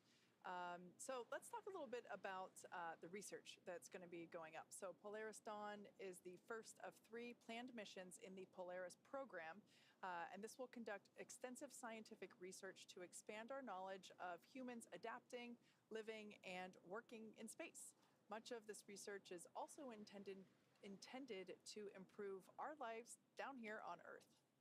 And like all science and research, it begins with collecting tons of data, and that process started well before today. Let's take a look. We are in the Houston SpaceX office today. We are here for our what we call L-30 or launch minus 30 days data collection for all of the research that we're doing on our mission. We have about 40 experiments, and a number of those required data collection pretty close to launch date. And so we are doing all of that data collection today, as well as doing some refresher training just to make sure we're really sharp on all of our procedures when we go to flight. There's a lot of steps for each one of these science experiments. They're beneficial for not only improving and enhancing healthcare here on Earth, but it helps us continue this progression with space exploration. What Kid and Anna are doing with the endoscope up through the nose and looking down at the vocal cords, I mean, that is not something easy to perform, in a hospital environment, let alone in space. They certainly stand to learn a lot from it. Reestablishing someone's airway, that's worthwhile to know if we're going to Mars someday. But I think that's a tough one to perform in space. But you got two really highly motivated individuals that are going to try and conquer it. In space, there's inflammation. We don't have the impact of 1G pulling on that fluid. So we need to better understand what that inflammation looks like. And once we have a better understanding, we can develop the procedures and the equipment necessary to handle any type of triage situation. When we stepped into this virtual reality scenario, I think Kid and I liked it a lot because they're flying a spacecraft on Mars to kind of gather like hand-eye coordination, motor skills, some cognitive abilities now, and then they're going to compare it to post-flight as opposed to whether or not we can successfully land on Mars. One of the unique things of our missions, they're 3 to 5 days length. You maybe can't study the super long duration things, but what you can study is what happens immediately when you get up there and how soon these things start to take place. So this big problem in the astronaut community is called SANS, and it's where the astronaut's eyesight and ocular health start to degrade over time. So they will be wearing a contact that actually makes them look like a cyborg. It has little coils that can measure the interocular pressure, and then we can start testing countermeasures that might actually be able to prevent some of those negative effects. We are doing an experiment called GVS disorientation, and this experiment, we wear a set of electrodes that sends electricity essentially through our brain between our inner ears and stimulates a disorientation and an imbalance to train astronauts' adaptation to different G environments and hope to quicken that readaptation. One of the things that we're doing with ultrasound is we are going to be collecting imagery of our veins and identifying whether there's actually bubbles forming when we are changing cabin pressure.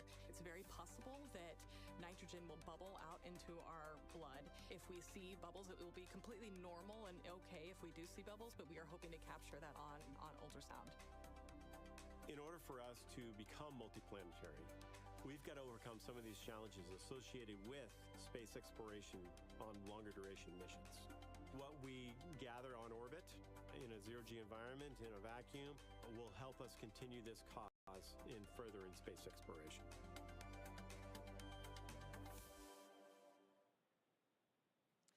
To date, Dragon has carried more than 1,000 research experiments to and from low Earth orbit and the International Space Station since 2012. Whether it's returning time-sensitive experiments from the International Space Station or bringing back science performed inside the spacecraft while in orbit, Dragon safely returns at home. While docked with the International Space Station, Dragon can also act as a lab, providing extra room for astronauts to perform their work. And when the space station is fully booked, Dragon also serves as an extra bedroom when necessary. Yeah, exactly, Kate. And actually, NASA astronaut Michael Hopkins, who joined us earlier in the show, slept inside of Dragon during his entire 6-month stay aboard the station. Inspiration 4 mission back in 2021, the crew, as you see there, conducted research while traveling weightless at over 17,000 miles per hour, just as the Polaris Dawn crew will be doing over the next 5 days. Dragon's cargo capacity can be allocated for both crew essentials as well as scientific equipment dedicated to microgravity research and experiments. Yeah, and in fact, SpaceX is currently accepting proposals for research studies and experiments to fly on Dragon. This could be research to understand mental and physical impacts while on orbit, exploring how to improve training, physical fitness, and mental well-being, or advancing medical care with the exploration of just-in-time training and tools. The selected research study groups will have access to SpaceX's crewed Dragon missions, opening up opportunities for researchers that might not otherwise have an opportunity to do so. For more information about SpaceX's on-orbit research program, visit spacex.com/humanspaceflight/research. Now, as we mentioned at the start of the show, there are a number of firsts for this mission. The first commercial spacewalk, possibly reaching the highest Earth orbit ever flown for a crewed spacecraft, which, if that happens, it would break the altitude record set by the Gemini 11 mission, which was half a century ago. Yeah, the Polaris Dawn crew will also be the first to attempt to use the Starlink network while in orbit. Dragon is carrying what we are calling a Starlink plug-and-placer. And Dragon, we are cycling the orbit tank isolation valves again to equalize the low-flow pressure system.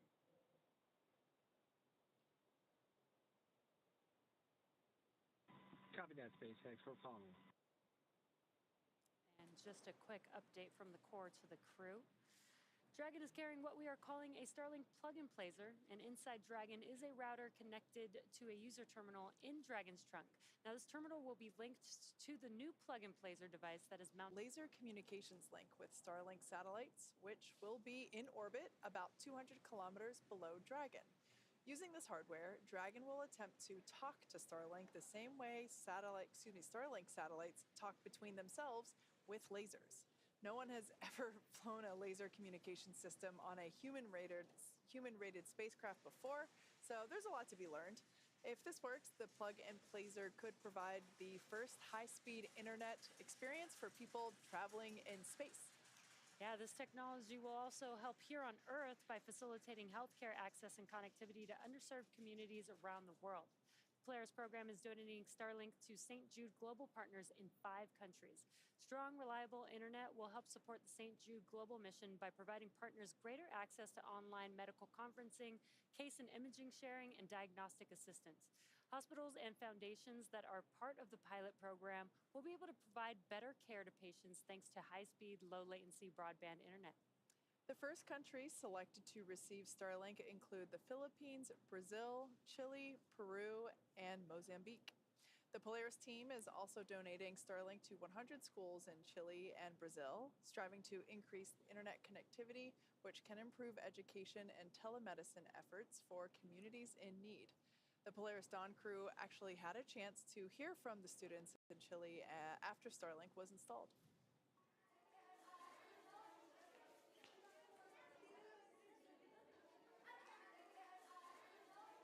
¿Por qué los hombres van al espacio? It's so important to go to space because there is so much of it and we know so little about it. How many of you would like to be an astronaut someday? There we go. How many of you want to go with us on our mission? They all want to go. Starlink is also enabling the rapid development of SpaceX's Starship vehicle, which just completed its 4th flight test in June. Starlink on Starship once again enabled real-time telemetry and live high-definition video throughout every phase of entry, with external cameras providing views all the way to the flight's conclusion. Down at Starbase Texas, we're continuing to build, test, and fly the world's most powerful launch vehicle ever developed. SpaceX's ultimate goal is to make life multiplanetary, and Starship is the vehicle that will get us there. Starship is a fully reusable transportation system designed to carry a massive amount of cargo and large numbers of people to Earth orbit, the Moon, Mars, and beyond. Starship will be capable of carrying up to 200 metric tons to orbit and up to 100 passengers. And we're still in the testing phase, but major milestones like flying at a high cadence, full reuse, and on-orbit refilling are key priorities. We're also building a second Starbase launch tower to further increase Starship's flight opportunities. This will also allow for continuous upgrades to the towers while continuing to launch. Now, also in testing, our engineers are proving out all systems necessary to make a trip to the moon possible, such as propulsion, life support, and even the elevator that will take the crew and cargo from the Starship hatch opening down to the lunar surface. In partnership with NASA, Starship will put the first Artemis astronauts on the moon. The vehicle will perform one uncrewed demonstration flight before the Artemis 3 mission. You are go for section 5 of 4.100. Report when you are go for launch. And copy that, SpaceX. We're stepping into section 5, 4.100. All right, so just the core syncing up with the crew, informing them that we are continuing with the launch countdown. So I was talking about the Artemis 3 program, the Artemis program, specifically the Artemis 3 mission, and how the Starship vehicle, like the one that you see there on your screen, will perform an uncrewed demonstration mission before the Artemis 3 mission. And that will be the first human surface expedition since 1972. With the ability to deliver cargo and people to the lunar surface, we'll... SpaceX, section 5, 4.100, cruise go for launch. All right, that is... Copy, crew is go for launch. Music to our ears. Crew is once again still ready for launch. So with the ability to deliver cargo and people to the lunar surface, we'll be ready to help humanity build a sustainable presence on the moon and learn how to live off-world before the next step to Mars. When the time comes for humans to explore the moon and beyond, they'll have to take everything with them for a surface expedition. Building bases or even cities will require huge amounts of cargo and eventually crew, and that's where Starship comes in. This year is shaping up to be a busy one for Starship. As we mentioned, we completed the fourth flight test of Starship on June 6th down in Starbase, Texas, as you see there. The Super Heavy booster lifted off successfully and completed a full duration ascent burn. Starship executed another successful hot stage separation, powering down all but 3 of Super Heavy's Raptor engines and successfully igniting the 6 second-stage Raptor engines before separating the vehicles. Following separation, the Super Heavy booster successfully completed its flip maneuver and boost back burn to send it back towards its splashdown zone.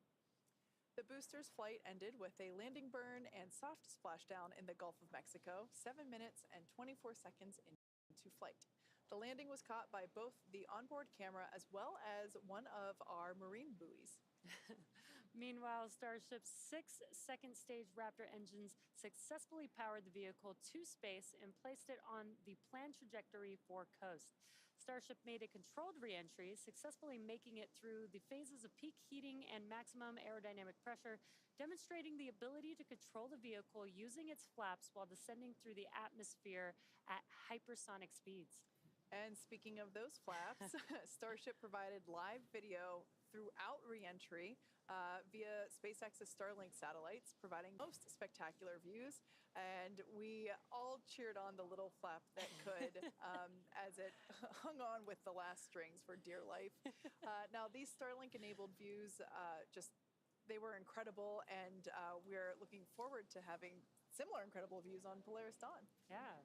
Flight 4 ended with Starship igniting its 3 center Raptor engines and executing the first flip maneuver and landing burn since our high-altitude test campaign, followed by a soft splashdown of the ship in the Indian Ocean about an hour and 6 minutes after launch.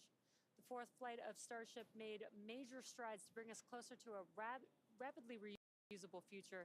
Its accomplishments will provide data to drive improvements as we continue rapidly developing Starship into a fully reusable transportation system. Now, looking forward to Flight 5, we're getting ready to attempt the first ever tower catch of a booster. Now, returning the booster after launch is a core capability to Starship, becoming rapidly and reliably reusable. And speaking of rapidly, as of August 21st, we had both towers fully stacked, which is so incredible to see. That's a real photo. That's awesome. So stay tuned for exciting updates as we get closer to this next launch. And as always, excitement is guaranteed. Now, for those that have just recently joined us, you picked a great time because we are exactly 1 hour and 1 minute and 13 seconds away from launch. Welcome back to the coverage for the Polaris Dawn mission. The Polaris program is a first-of-its-kind effort to funds and awareness for important causes here on Earth. The program's goal is to demonstrate important operational capabilities that will serve as building blocks to help further human exploration to the Moon, Mars, and beyond. Polaris Dawn is the first mission in the Polaris program. The program will consist of up to 3 human spaceflight missions that will demonstrate new technologies, conduct extensive research, and ultimately culminate in the first flight of SpaceX's Starship with humans on board. The Polaris Dawn crew will be performing some incredible firsts in space, including the first ever commercial spacewalk. And this mission will fly higher than any Dragon mission to date, attempting to reach the highest Earth orbit ever flown for a crewed spacecraft, breaking the record set by Gemini 11 half a century ago. The crew will also be the first to test Starlink laser-based communications in space. They will orbit the Earth for up to 5 days before splashing down off the coast of Florida. And over the course of their mission in orbit, the crew will conduct a wide range of research in microgravity designed to advance both human health on Earth and our understanding of human health during future long-duration spaceflights. Now, liftoff time is still holding for 5:23 a.m. Eastern, and we're currently tracking no technical issues with Falcon 9 or Dragon. The range is green, and weather at the moment is cooperating, but the last POV that we had was 30 hours, I think more like 5 hours at this point. The Polaris Dawn crew donned their SpaceX suits and were then transported to the pad where our crew entered Dragon spacecraft, the one that you see there on your screen. Since arriving at the spacecraft, the crew were helped by our closeout team to get in their seats, those seats that you see there, attach their suits to the special umbilicals that provide breathing air and communication link to Dragon systems. They conducted successful leak checks and communications checks with the core here in Hawthorne, and that is the person who they will be speaking to directly throughout the mission. That stands for Crew Operations Resource Engineer. Yeah, and the closeout team was able to seal the hatch, which also gets its own leak check. And the closeout team has already departed the pad. Once that hatch was sealed, they were able to clear the area and clear the pad. And now we've been doing some weather checks as we got closer and closer to T0. So again, we will be doing another final go, no go for launch. Before we get to that final go, no go, the next team will do an internal poll, making sure that conditions are right with Falcon 9, Dragon, the until lifts X team to adjust the launch time if it's needed. And with everything so far on track, let's take a moment to meet the crew that will be flying today. The Polaris Dawn mission has many time objectives, so the Polaris program chose a crew of experts who know each other well of this mission. Mission Commander Jared Rook Isaacman served as commander of Inspiration 4, the world's first all-civilian mission to space. Jared holds for a weather update.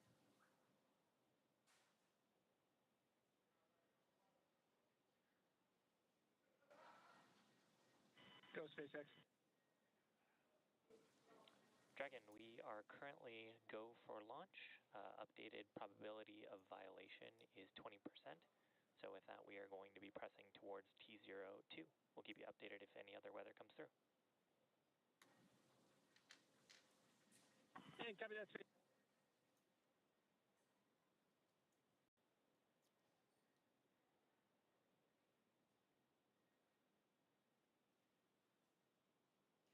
So as we just heard, our opportunity for launching is sounding better and better. The probability of violation for weather rules has decreased from 35% probability to 20%. So that is excellent news. Now let's talk a little bit about our mission commander, Jared Rook Isaacman. He served as commander of Inspiration 4, the world's first all-civilian mission to space. Jared holds several world records, including 2 speed around the world flights in 2008 and 2009 for the Make-A-Wish Foundation. He has flown in over 100 air shows as part of the Black Diamond Jet team, dedicating every performance to charitable causes. In 2011, Jared co-founded what would become the world's largest private air force, Draken International, and that trains pilots for the U.S. Armed Forces. In addition to his role as CEO of Shift 4, Jared is an accomplished pilot and astronaut with over 7,000 flight hours. Mission pilot Scott Poteet served as mission director of Inspiration 4, and he goes by his call sign Kid. A retired U.S. Air Force Lieutenant Colonel, Kid served for 20 years in roles that included commander of the 64th Aggressor Squadron, Thunderbird No. 4 demonstration pilot, U.S. Air Force Weapons School graduate, operational test and evaluation pilot, and flight examiner. Kid is a command pilot with over 3,200 flying hours and has logged over 400 hours of combat time. Following his Air Force career, Kid served in various roles, including VP of Strategy at Shift 4. Mission Specialist Sarah Cooper Gillis is a lead space operations engineer at SpaceX, responsible for overseeing the company's astronaut training program. She helped prepare NASA astronauts for the Demo 2 and Crew 1 missions, and most recently directly trained the Inspiration 4 astronauts. Sarah is an experienced mission control operator who has supported real-time ops for Dragon's cargo resupply missions to and from the International Space Station as a navigation officer and as a crew communicator for Dragon's human spaceflight missions. In 2015, while studying at the University of Colorado Boulder, Sarah started an internship at SpaceX before moving into the astronaut training program full-time.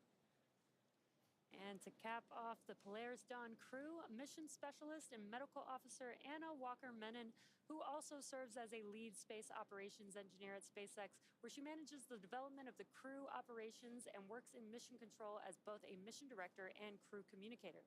During her time at SpaceX, Anna medical emergencies. Prior to SpaceX, Anna worked for 7 years at NASA as a biomedical flight controller for the International Space Station. She received her bachelor's degree in mathematics and Spanish from the Texas Christian University and her master's degree in biomedical engineering from Duke University. And that is our Polaris Dawn crew and the first SpaceX employees to fly on a SpaceX mission. Anna and Sarah also supported Inspiration 4 and actually served as trainers for the crew of that mission. So I can only imagine how incredible and the feelings that they have and how wild it is to experience a launch from the other side of the mission. Now, as the Polaris Dawn crew prepared for this mission, they had a pretty cool opportunity to sit down with a legend of spaceflight, Apollo astronaut Charlie Duke, one of only 4 surviving moonwalkers from the Apollo program. He flew on the Apollo 16 mission to the lunar surface in 1972, and more than 50 years later, he had some great advice for our crew in advance of the first ever commercial spacewalk. We have a launch commit and we have a liftoff. The swing arm moving back. I can see all the way to the ground, just like on the LTV. Piece of cake.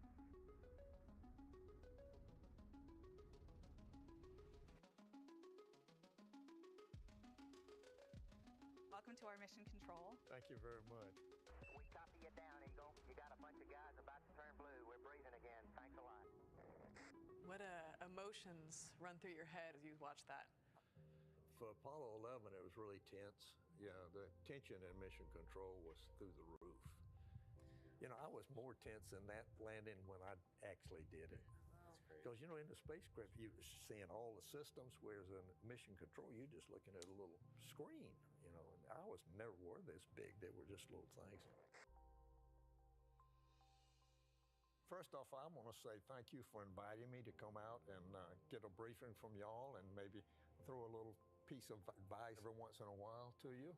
You're one of the 12 humans in history that has gotten to walk on the face of the moon, and now you're sitting here at SpaceX. I'm curious what your aspirations, your hopes, your dreams are for the future of human space exploration.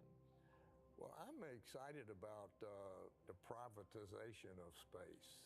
When it first came about, I was a little dubious, but then it was quickly obvious that SpaceX knew what they were doing.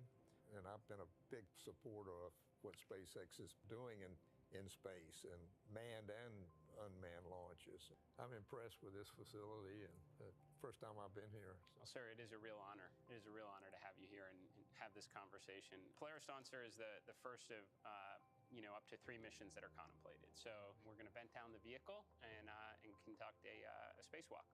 And we're going to test out a new spacesuit that the engineers at SpaceX here have been developing. It's to learn really as much about this new generation. I'll be one of the crew members that goes outside the vehicle. Sarah will be as well. And then Kit and Anna are going to be inside the vehicle in kind of supporting capacity and be the eyes and ears of, while we're outside. Is that visor assembly separate from your... The whole thing is integrated. It's all integrated. Yeah, it's a spiral waist zipper that we don and doff the suit. It's important to have a suit that works. I mean, it's mobile and fits. Sir, based on your training experiences, what was the most memorable thing you went through? Let me cover something that's very similar to y'all's, and that's the Trans-Earth EVA. Both the Apollo 15, 16, and 17 had no problems with the Trans-Earth EVAs. It's very spectacular. I mean, the view, that was my most impressive memory, really, is to float out, and there was the Earth down here about 180,000 miles away, and my job basically was hook myself in so I don't float off and hold on. How long are you depressurized? So for the spacewalk, based on the vehicle design and what we can support, we have about 2 hours end to end for both depressurizing external operations and then repressurizing the spacecraft. But we'll all get suited up, depressurize the spacecraft, and then 2 people, one at a time, will go outside, come back in before we repressurize the spacecraft. I wish you well, and thank you. The goal of SpaceX is to build technologies necessary to make life multiplanetary. And this is the first time in the 4 billion year history of Earth that it's possible to realize that goal. Missions like Polaris Dawn are helping accelerate those efforts by developing and testing technologies that will enable humans to live and work in space, while also improving life for us here and now. I'm a total believer in the SpaceX mission and vision. I think the world is a more interesting place when you can journey among the stars. I believe that a lot of the questions that human beings have asked themselves since the beginning of time are probably out there, and we've barely scratched the surface, and SpaceX is trying to change that. Polaris Dawn has some really ambitious objectives, and the missions that follow it will also as well. And the hopes for all of these is that we will develop technologies and test technologies that will help SpaceX ultimately achieve its long-term ambitions of making human life interplanetary. What's really unique about the Polaris Dawn mission is it's a development mission. So not only are we taking the basic fundamentals of how to live in Dragon and operate the spacecraft, but we're now adding whole new operations for new suits, new systems, a new repressurization system in the capsule. There are whole new procedures for executing the spacewalks. We are doing incredible things, and we are changing the world, and we are making history. The men and women of this organization, the level of intelligence, it's unmatched. And that's why we're so passionate about our mission and about what SpaceX is continuing to do with their vision to further space exploration. There's a lot of things that you can be on either side of debate on, but for sure, it's okay to put a small percentage of our resources in advancing our species, and along the way, completely change the trajectory for humans on this planet in a positive way. And we can try and fix some of the day-to-day problems too. It doesn't have to be this either or, but yet so often it is. We're coming up on T-minus 46 minutes. The launch director and the launch team have conducted their electronic poll. The launch director has also checked with the Dragon mission director for their readiness. Everything continues to look good. We're going to be hearing some instructions from the SpaceX launch director. He'll be making announcements on the control room lockdown and protocols for hold or launch escapes. And he'll also be reminding the team that inside of T-minus 10 seconds, only the computer can abort the launch. Now, once the LD, the launch director, gives these instructions, They will clear the team to proceed with moving the crew arm away from the launch vehicle. You can see the arm is in the access position right now, but once we get... Pull is complete and the team is ready for crew access arm retract, propellant loading, and launch. Both control rooms will go into lockdown at T-minus 45 minutes and remain in that state until the launch escape system is disarmed. All operators are remain at their console and maintain a sterile cockpit until MD confirms successful disarming of the launch escape system following orbit insertion or propellant offload in the event of a scrub. For non-urgent no-go conditions, breathe the C or LD and they'll approve during the countdown. For urgent issues affecting the safety of the operation, operators shall call hold on the countdown net. Launch control will abort the launch auto sequence immediately and proceed into the launch abort auto sequence. At T-minus 10 seconds, launch control will be hands-off, relying on automated abort criteria for the remainder of the count. Operators advise the launch director whether structural breakup or fire is imminent or occurring per Dragon manual escape flight rules. Launch control, you may proceed with arming the crew arm for movement.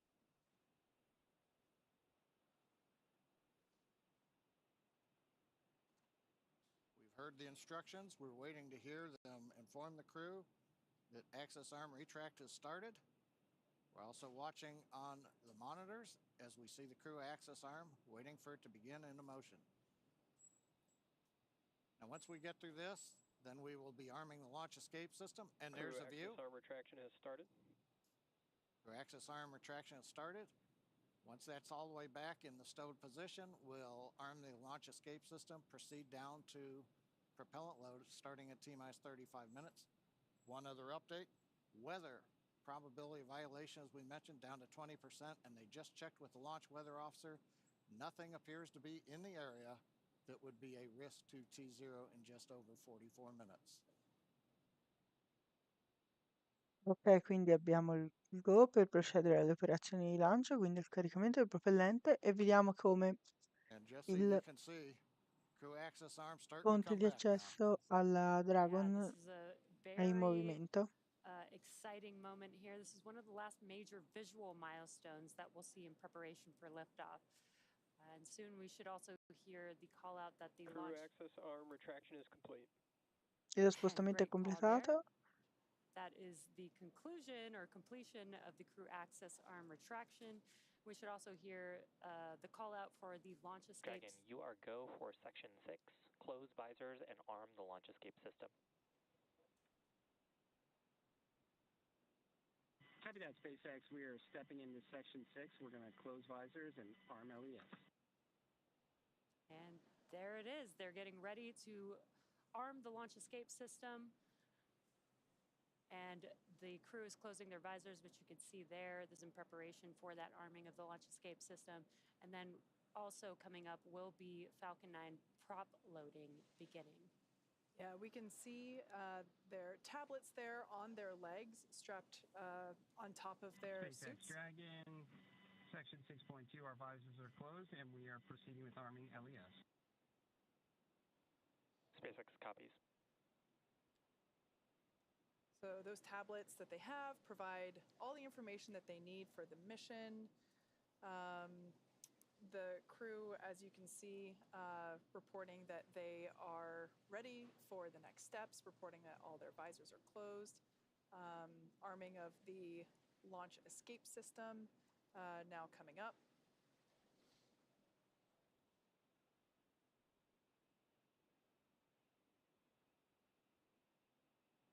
And we're just waiting for the call out. Launch escape system is verified armed. Copy that, SpaceX. We show the same. We're closing out 4.100. Il sistema di aborto è stato attivato con successo. SpaceX copies closing 4.100. That's a procedure the crew is running on their tablets. So with that, the launch escape system is now armed. Should something happen that requires Dragon to execute an emergency escape, if something were to happen to the Falcon 9 or the pad right now, system is ready to go. There's another key reason. Once we got the crew access arm back, we went right into arming the launch escape system, because once that system is armed, should we need to have the crew leave but depart via the crew access arm, that arm took a minute or so to retract. It can actually come back into the support position much faster than that. So there's a high-speed mode, but that high-speed mode requires that we be in the armed configuration so that it'll be enabled. So if that was needed, the crew could then leave the hatch, go down the arm, and depending upon the direction, they can take the elevators. The elevators are currently at level 255. When the ground team left the pad, they send the elevators back up. So if the crew needs them, they're right there. And of course, we have the slide wire basket system on 39A is another way. So there's several ways if the crew had to leave. But the good news is, coming up 40 minutes before launch, everything continues to go well, technically, on Falcon 9 and Dragon, and it looks like the weather has begun to cooperate now.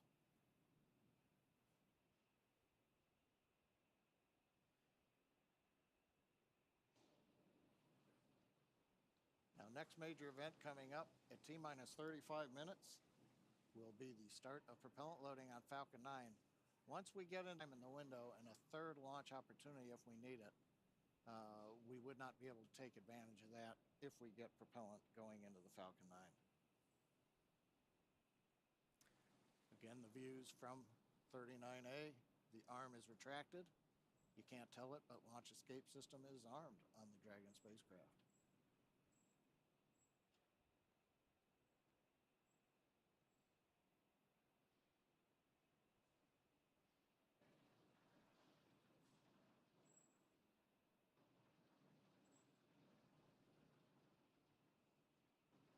Quiet right now on the nets.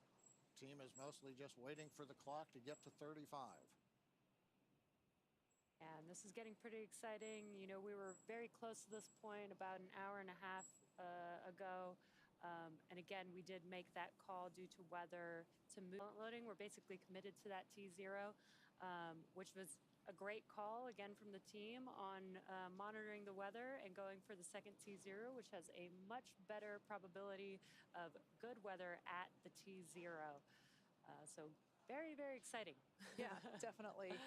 We were operating at a 60% probability of violation, i.e. 40% favorable at the original T0. Called it off just before prop loading.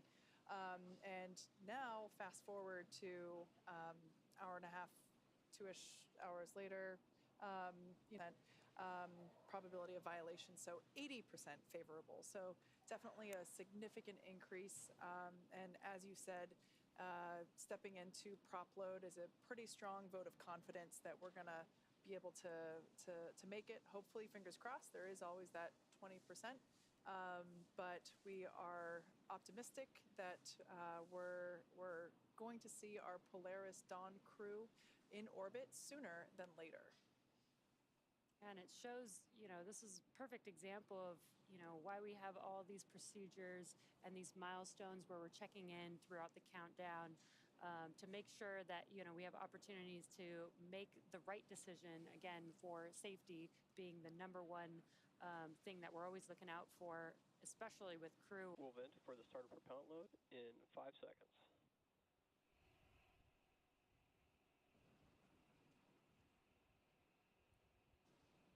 Yeah, we'll be hearing call-outs throughout the countdown up to the crew to let them know what's happening, both Falcon 9 and Dragon. And then we'll also hear call-outs on ascent. Yeah, and the core is keeping them updated so that they, you know, there's going to be new sounds coming inside of the vehicle, and the core can keep them updated since they won't be able to see what's happening, but they might be able to hear it.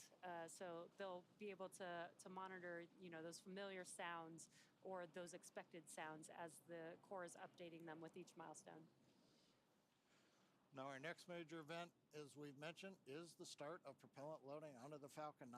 We'll hear that starting at T-minus 35 minutes. We also may hear the call-out launch auto sequence has started.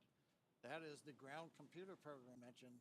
Hear the launch director call out to the crew that propellant loading has begun. Propellant loading sequence on the Falcon 9 begins with loading fuel onto both the first and the second stages. That's the RP1 kerosene fuel that we use. We'll also begin with liquid oxygen loading onto the first stage. Now, the second stage fuel loading will finish up fairly quickly at about T-minus 20 and a half minutes. And then 4 minutes after that, we'll begin loading liquid oxygen onto the second stage. But right now, T-minus 35 minutes, 30 seconds. Everything continues to go well. We're waiting for the handover from the countdown master sequence to the launch automatic sequence to begin propellant loading. Once that begins, that'll commit us to a launch early this morning here at Pad 39A in Florida.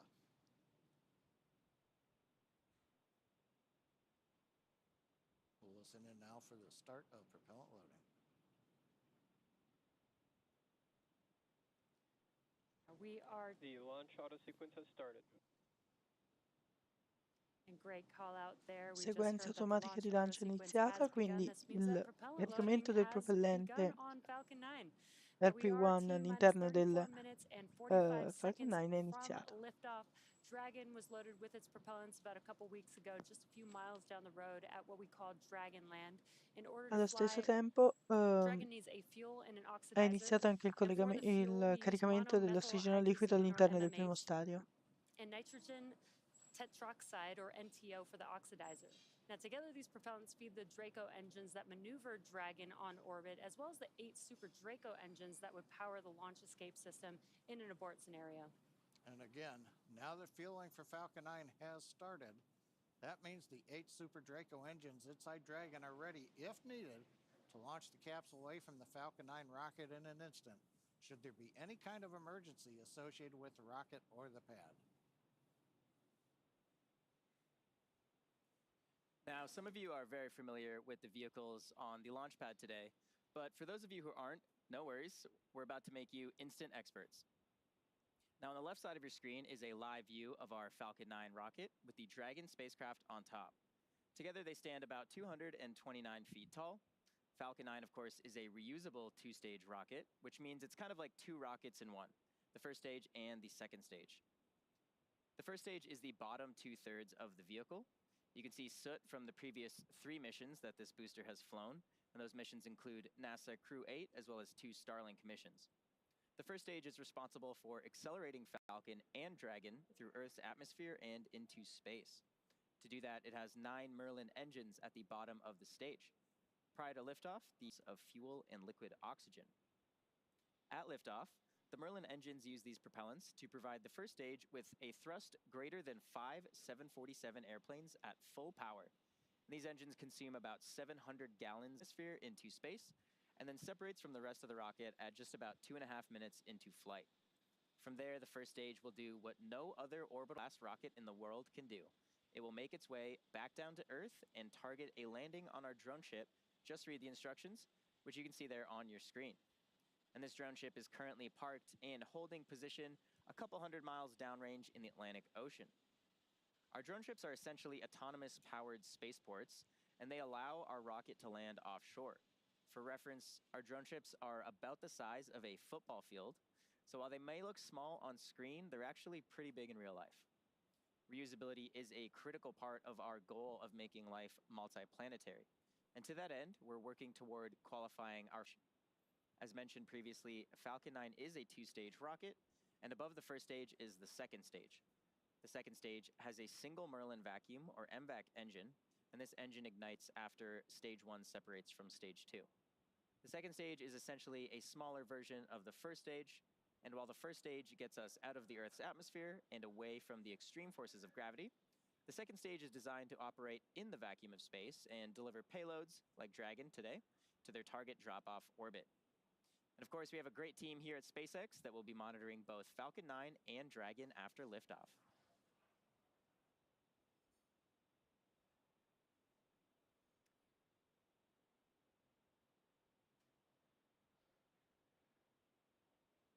And like Atticus said, we have teams here in Mission Control, Hawthorne, and that team is responsible for close monitoring of the crew and Dragon every step of the way as the spacecraft orbits the planet along its customized flight path.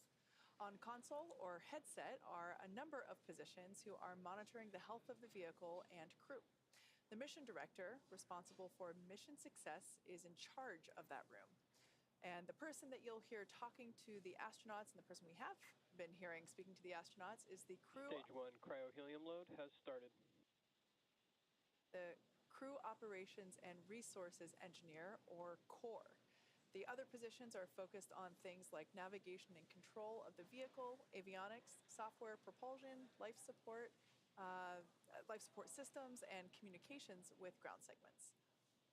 Different members of the SpaceX team will rotate through these positions throughout the mission to ensure 24/7 coverage of the crew and Dragon through splashdown, which will be about 5 days from now.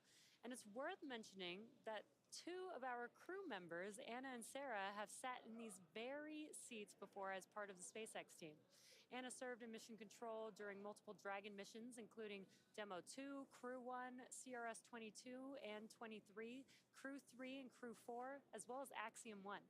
And Sarah has supported real-time operations for Dragon's cargo resupply missions to and from the International Space Station as a navigation officer and as a crew communicator for Dragon's human spaceflight missions. And now they'll get to see what it's like from the other side inside of Dragon.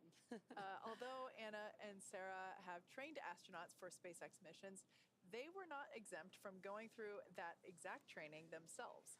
The Polaris Dawn crew has gone through the same rigorous SpaceX training as our NASA astronauts. Plus, they also had to train to perform an EVA, or an extracurricular vehicle activity.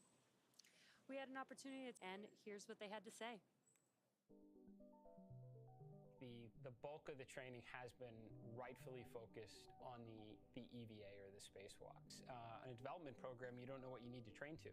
Like, how can we run pressurized operations, simulate microgravity, but also have like a simulator that's powered, with hatches to get in and out of, so we don't have to submerge that in a pool. We looked at a suspension system solution where we can set up a physics model that allows you to pressurize the suit, put on a harness, and then a hoist will lift a suited crew member up. And you can basically use one finger and you press down and your whole body will move up, just like in space. It allowed us to really put into practice the different piece-by-piece steps that are necessary to complete this operation safely. One aspect of our training has been scuba diving. The buoyancy allows us to kind of experience a different environment. The lack of communication is a challenge associated with scuba diving. You rely on alternate forms of communication. You'll use different hand signals to communicate, like I'm okay, you're okay. So I would say scuba diving has a ton of great training lessons that are directly applicable to our spacewalk.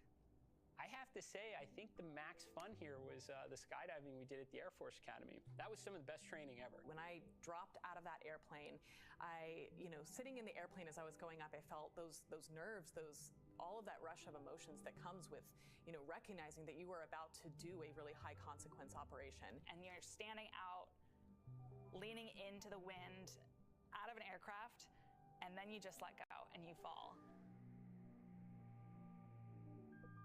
It was incredible training, some of the most memorable training we've done. For the centrifuge training, the purpose is to go through both a launch and a reentry, as well as a launch escape mission profile in this human centrifuge that's spinning you around and imparting forces on your body that are similar to the ones that we will experience when we go through those operations actually in space. When you're in space, you have to deal with the circumstances that you're dealt. Similar fashion is climbing a mountain. You're on the side of a mountain, it's taken days to get to where you're at, approaching the summit. You're dehydrated, you're hungry. You learn to manage those stressors. And those are all good preparation techniques in getting ready for space exploration. We've had it all. We've had unbelievable, highs, and we've had lows. It's just been a great 2 years of growth. Some of the best times of my life. Before the segment, I called it an extracurricular activity. My brain is clearly tired. It's extravehicular activity. And as we mentioned earlier, much of the training that the crew went through was to prepare them to perform that extravehicular activity, or an EVA. Because Dragon does not have an airlock, the entire cabin will be depressurized. So essentially, all 4 astronauts will be performing the EVA. Jared and Sarah will exit the spacecraft to perform their tasks, while Kid and Anna remain inside to conduct their experiments and act as the ears and eyes. The EVA will last about 2 hours from the time that the cabin air is vented to when it is repressurized again. As they prepare for the EVA, the crew... Stage 2 cryohelium load has started. Some good call-outs there. As they prepare for the EVA, the crew will go through a pre-breathing procedure, which will involve slowly dropping the atmospheric pressure of Dragon while increasing the concentration of oxygen in the air. This process is similar to what is known as a safety stop in the diving community. This will give their bodies plenty of time to acclimate to the difference in pressure ahead of the EVA. SpaceX designed the EVA suits for the Polaris Dawn crew, and they'll wear it during the spacewalk. The EVA suits protect the crew inside the spacecraft while also allowing them to leave the spacecraft when needed. Upgrades include new joint designs that remain soft until pressurized while maintaining mobility, improved thermal management, and an upgraded helmet with an exterior coating that acts like a sun visor, along with a camera and heads-up display that provides information on the status of the suit during the spacewalk. Let's take a look at the making of the suits that our crew will be wearing during the first ever commercial EVA. An EVA suit is an extravehicular activity suit, which is a spacesuit that can go outside of the spacecraft to do a spacewalk. We started with the IVA suit that we have, the intravehicular activity suit, as a kind of starting point and looked at it and said, what would we have to change about this to be able to support a spacewalk? So the first is mobility. The crew will have to do a lot of moving around inside of Dragon to get outside and do the spacewalk. We had to add in new joints and new features in the suit to allow them enhanced mobility while the suit's pressurized. When a crew member is pressurized in the suit, the soft portions of the suit become rigid. They need actual flexure and rotational joints to allow them to move around. It's kind of like a suit of armor made of fabric. We innovated in flexure joints to allow easy bending at the elbows and the knees, as well as a collapsible rotator joint that exists on the shoulder, which allows the suit to remain nearly fully soft, but when pressurized is a rotational bearing. The difference between the IVA and the EVA suit is that on the IVA suit, the zipper system location is in the inseam. But since we needed to have lots of mobility on our EVA suit, that was not their choice. By moving the zipper system from the inseam to the waist, we mitigated risk of the stress of the zipper. Another big element was also the thermal side of things. The crew is obviously exposed to a much more extreme thermal environment during the EVA, so we want to make sure that the inside of the suit is comfortable for them, and that as they interface with parts of the vehicle, that is safe for them to touch as well. The EVA suit is built and designed here at SpaceX in Houghton, California. We wanted to have something that's easy manufactured that we can handle here in-house. So we developed this new material, so it's fabric-based. We actually added a new layer to the suit, which we refer to as the Faraday layer. And this is a conductive cage around the suit that shields the suit from external electric fields. The helmet on the EVA suit looks very similar to the IVA suit, but it is really an all-new design of that helmet. It's much more robust from a thermal structural perspective since it will be taking more extreme temperatures. We are really excited to introduce this new single-pane visor helmet to the world of spacesuits. The EVA suit visor is made of polycarbonate and is coated with copper and ITO, or indium tenoxide. These two coatings together reflect the sun away from the crew, as well as reflecting infrared heat back to the crew when they are facing deep space. Our suit has a HUD, or heads-up display, which is a small display screen in the helmet, which is transparent, which allows the crew to see through the display to have unfettered access during their EVA, but it also provides critical telemetry to the crew, so pressure, temperature, relative humidity. We're trying to improve the technology and streamline it in one way, and at the same time, we're also trying to get it more and more manufacturable with each generation. The ultimate goal is that you can put on a spacesuit and go out and get work done anywhere in the solar system and not feel like you're wearing anything more than you normally wear every day.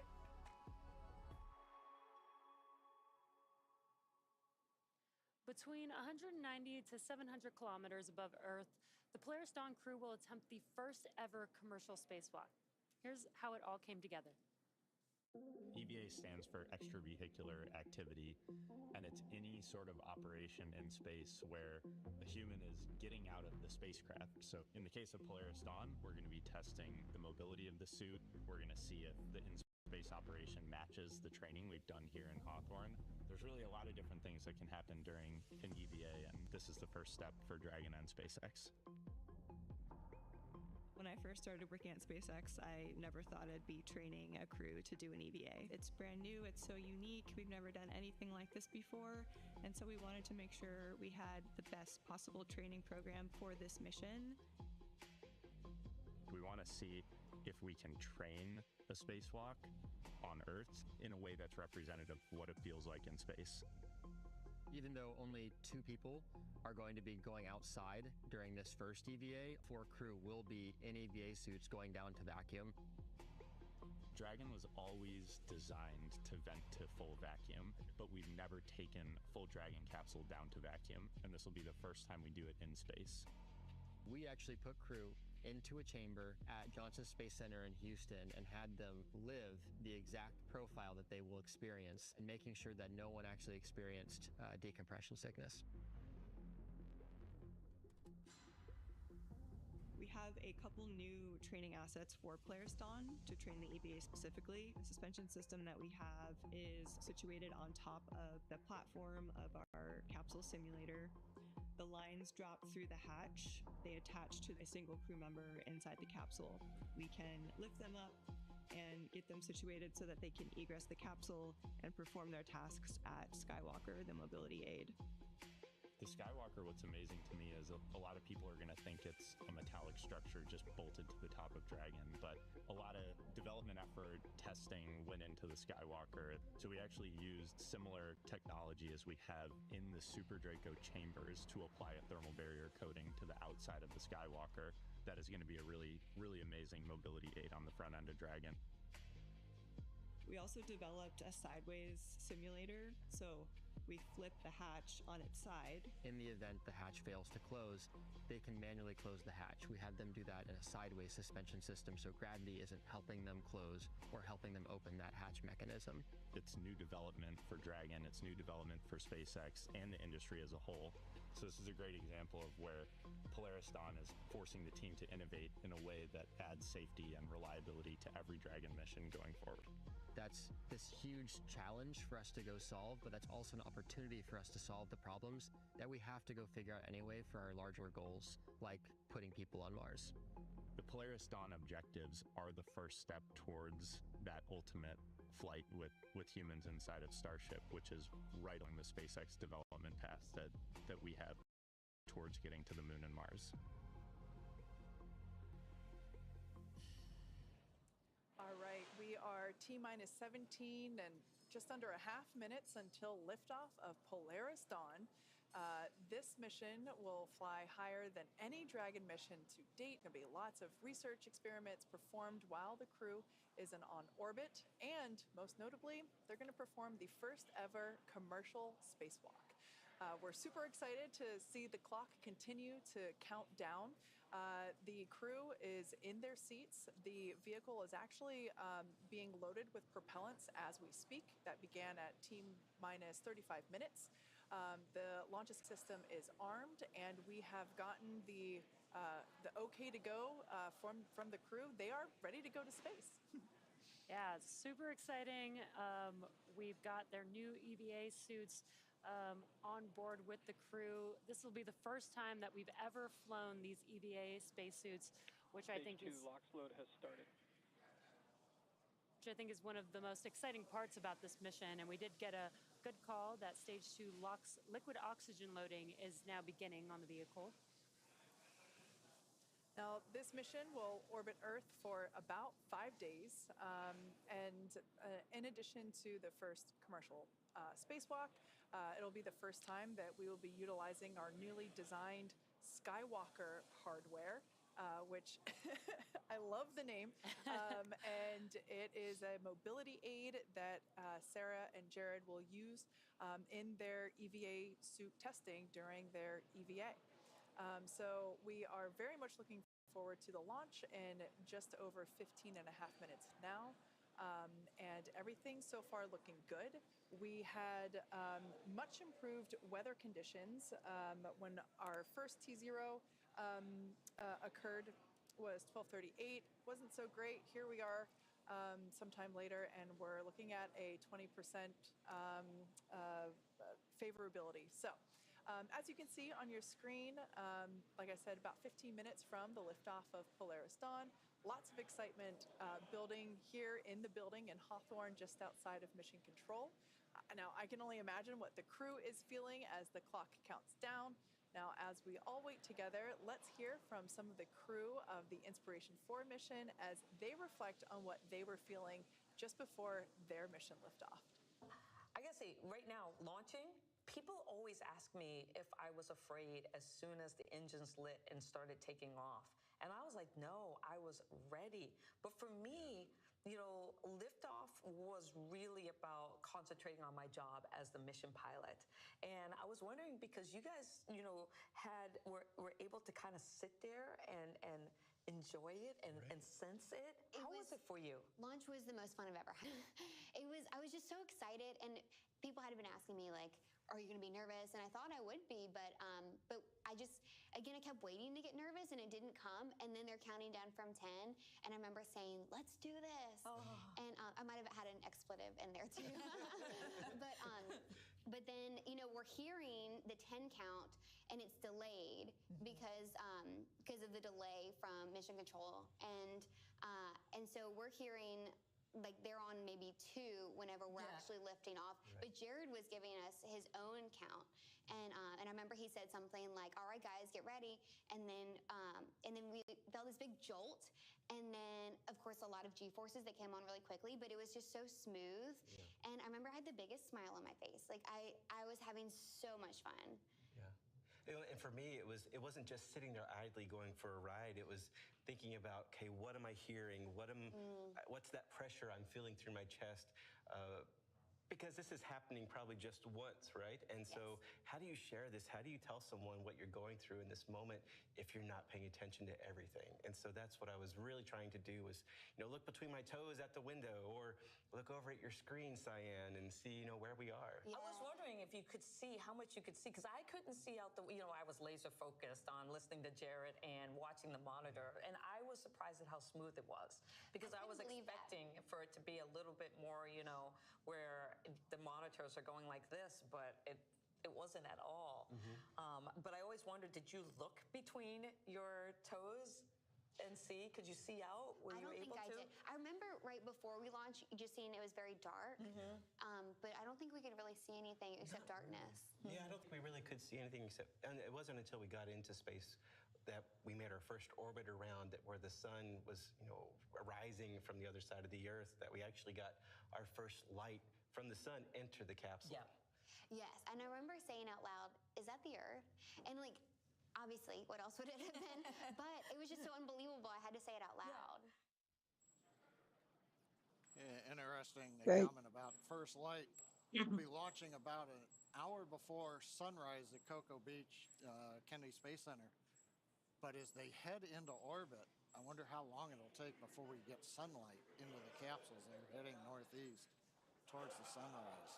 Yeah, the crew is certainly prepared for some pretty amazing Mancano meno di 12 minuti al lancio e il Falcon 9 sta procedendo con il caricamento dei propellenti su entrambi gli stadi e tutte le parti del veicolo, sia di lancio sia la Crew Dragon, sono in condizioni normali. Back at my Inspiration4 liftoff notes in my handy dandy notebook, and Sarah, who is our mission specialist on the far right-hand side of your screen there, was actually the core for liftoff of Inspiration4. So I'm sure she's having a great 360 moment.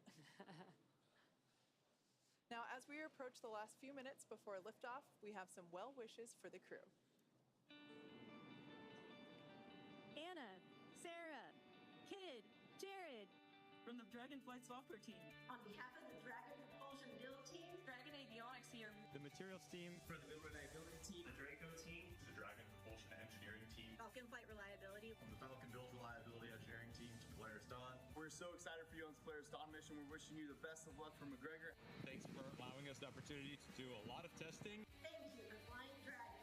Please remember to keep your hands, arms, legs, and feet inside the vehicle at all times. May Falcon and Dragon propel you to unimaginable heights. I know our engines will get you there safe. Go fly higher than dragons ever flown before. And hope you enjoy your internet in space. Good luck. Safe travels and go Polaris Dawn. Go Polaris Dawn. Godspeed, Polaris Dawn.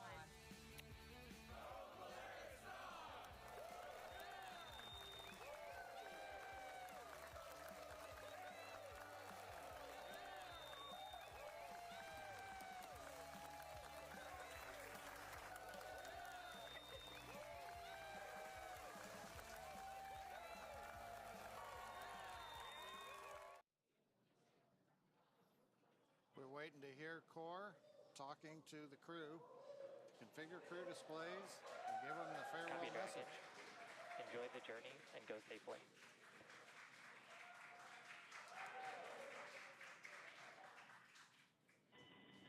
To our SpaceX family, thank you. Today is all of our mission. You are launching with us. So many more faculties who have gone into the stage.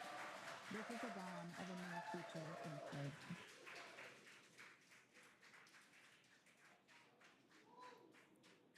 Coming up on T-minus 9 minutes and counting. Displays are configured for launch. We've heard from the crew.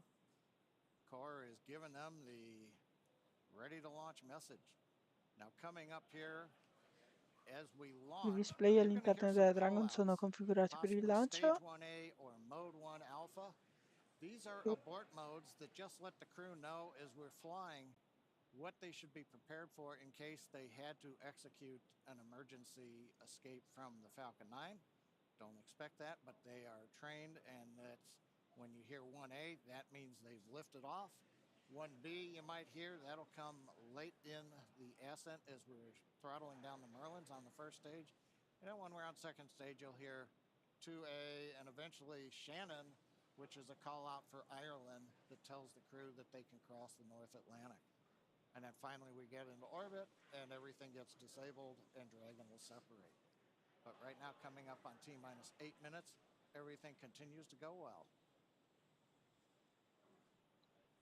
Ho sentito, tutto continua ad andare perfettamente.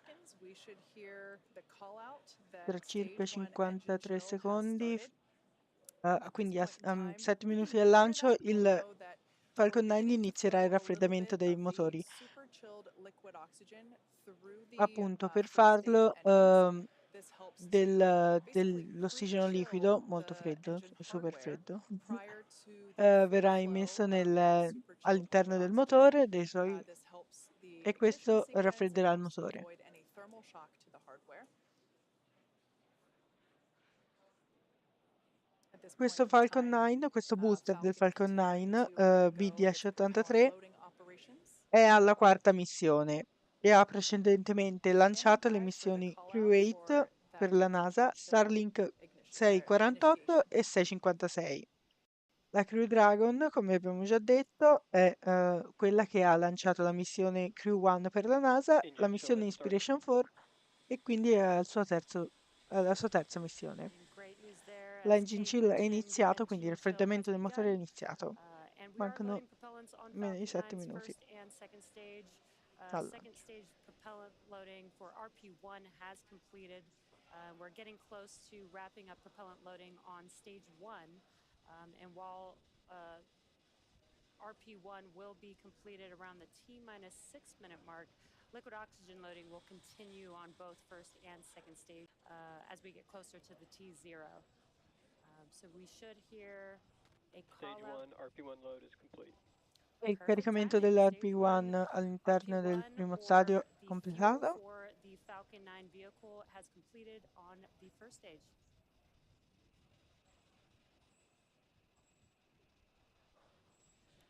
Now coming up next at around T-minus 5 minutes, we should hear a call out that Dragon has transitioned to configure for terminal count. This is similar to the startup phase of the count for Falcon. It's essentially when the vehicle takes over control of the count and starts to operate on internal power and on internal computers. Of course, Falcon 9 enters the startup phase at T-minus 1 minute. and Dragon will transition to configure for terminal count at T-minus 5 minutes. Got a great view right now of both Dragon on the left side of your screen and our 4 crew members on the right. We are now approaching the final minutes of the countdown here.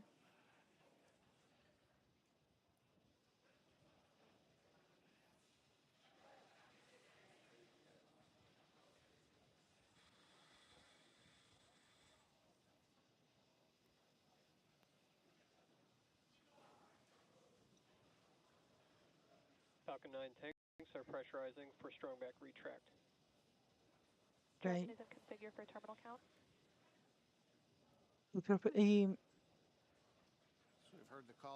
I serbatoi del Falcon 9 si stanno pressurizzando per lo strong back retract che vedremo a breve e la Crew Dragon è entrata in alimentazione interna. Lo strong back è quella struttura bianca che vediamo accanto al Falcon 9 e questa struttura viene utilizzata per innalzare il Falcon 9 in posizione verticale e per mantenere il veicolo in piedi, diciamo, durante le operazioni pre-lancio. Inizialmente, come vediamo in questo momento, si apriranno le clamp che abbracciano, diciamo, il secondo stadio e poi questo strong back si allontanerà si inclinerà di qualche grado per allontanarsi dal veicolo. Al momento del lancio poi lo strong back si allontanerà ulteriormente e disconnetterà diciamo, quegli umbilicals, quei cavi e quei tubi che vediamo in questo momento attaccati alla Crew Dragon al secondo stadio. Questi appunto connessioni portano sia dati, sia corrente, diciamo, sia propellente ai veicoli.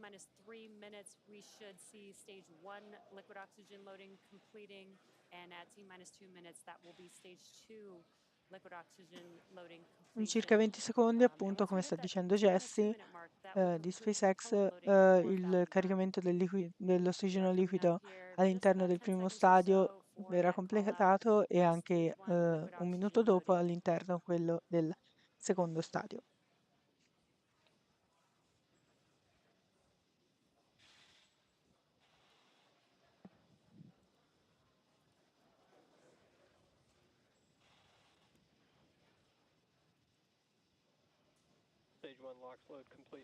Ed ecco la conferma del completamento del caricamento del sul primo stadio. Next major event, approximately T-minus 2 minutes, liquid oxygen load completes on the second stage. After that, at about T-minus 1 minute and 30 seconds or so, we will tell the crew to expect loud venting as we depressurize and drain the lines up the side of the strong back. And then as we get down inside the last minute 45 and then 1 minute, we'll get Dragon into countdown. Falcon 9 computers will go to startup.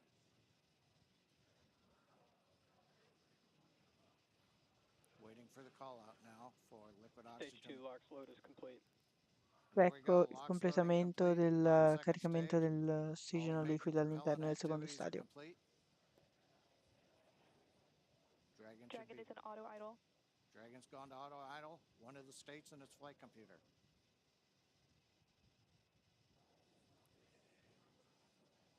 We'll begin venting down the lines. Gas closeouts are starting. Expect loud venting. There we go. So the plume you see coming off of the strong back here, that's normal. As we come up on T-minus 1 minute, we'll hear Dragon computers in the countdown, Falcon 9 computers in the countdown, flight termination system armed, and then we'll hear the goes. So let's listen in to the last 66 seconds of the countdown. Un minuto al lancio, il Falcon 9 è al controllo del countdown e in alimentazione interna.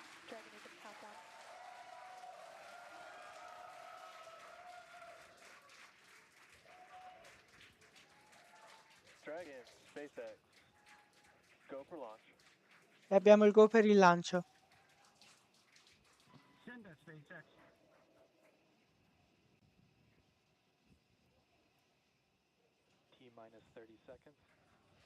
30 secondi.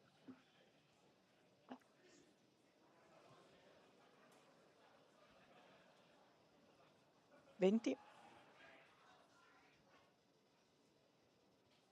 T minus 15. 10. T minus 10. 9, 8, 7, 6, 5, 4, 3, 2, 1. Ignition and go Falcon, go Polaris. Copy, 1 Alpha. Decollo del Falcon 9 della Crew Dragon per la missione Polaris Dawn. Stage 1 propulsion is nominal.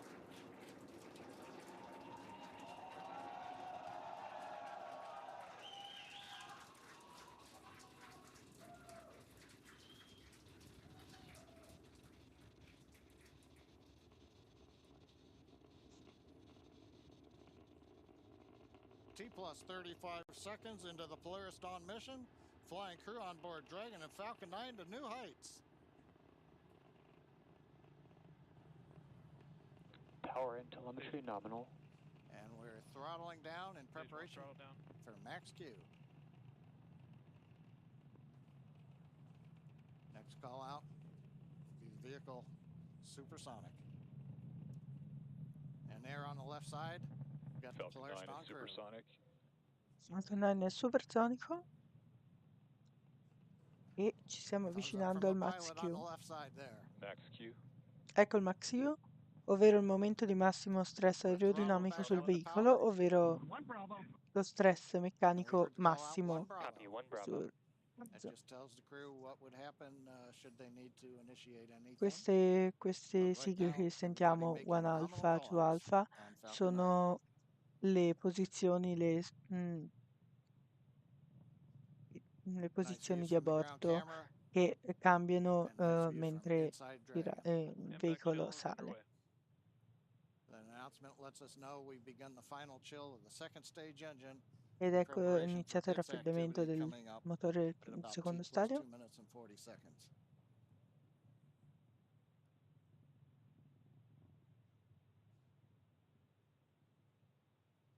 Two minutes into flight. Everything continues to look good. We'll have in half a minute 3 major activities. Shutdown of the 9 Merlin 1D engines, stage separation, and then ignition of the second stage engine. Ecco un'immagine da bordo del primo stadio. Holding a constant acceleration now for the crew just below 4 Gs. Siamo vicini al momento di spegnimento dei 9 motori Merlin 1D del primo stadio. Preparing for MECO. Main engine cut off. Main engine cut off. Stage separation confirmed. Spegnimento primo stadio e separazione secondo stadio, e a breve dovrebbe esserci l'accensione, eccola, del motore Merlin Vacuum del secondo stadio. As you can tell by the cheers behind us and the views on your screen, the first stage booster now on its way to attempt landing on just read the instructions. Second stage there on the right-hand side of your screen. You can see that the first stage has not yet reached its apogee. You can see the altitude there. Lots of thumbs up there, excuse me, from pilot Scott Kid Poteet. Now 3.5 minutes into the Polaris Dawn mission. First stage continuing to make its way up to its apogee. We'll see that altitude begin to slow down.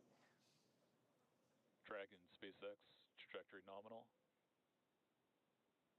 Great news there, indicating that the second stage trajectory is looking good.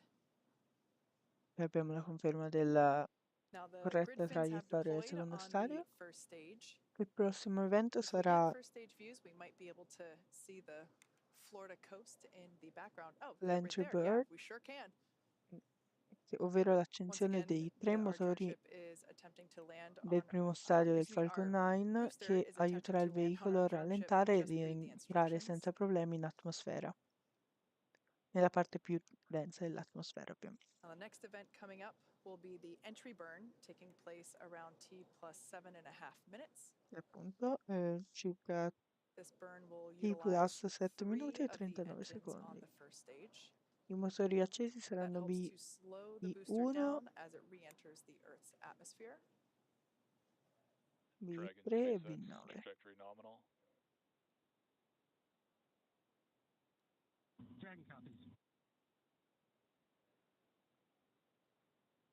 Following the entry burn, we will see Questi the tre landing motori burn, sono and gli that'll unici be tre around motori T a bordo del plus 9 Falcon 9 che minutes. sono in grado di, That one del will primo stadio be ovviamente, just a sono in grado single di engine burn, riaccendersi perché hanno appunto il sistema and di that will accensione bring the integrato. booster down for Questi tre a motori soft verranno landing on Earth from utilizzati orbit. per l'entry burn e poi un motore singolo Around the same time as that, normalmente we anche expect to per see la Dragon landing burn.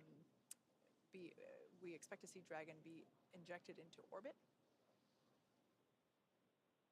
Everything continuing to look good for second stage there on the right-hand side of your screen. Beautiful glow with that MVAC engine nozzle.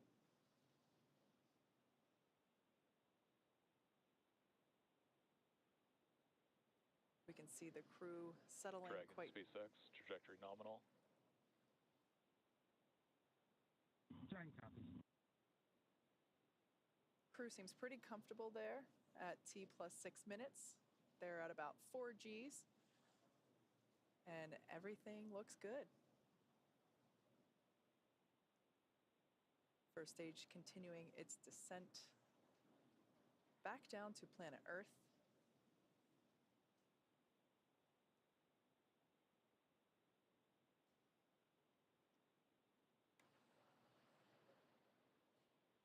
We can see the crew remain with their visors down in the locked position. That'll remain that way until they are in orbit. Everything continuing to look great with the second stage engine burn there, as well as the Dragon SpaceX, trajectory nominal. Ok, continua a essere nominale la traiettoria. We're about 30 seconds away from the first stage entry burn.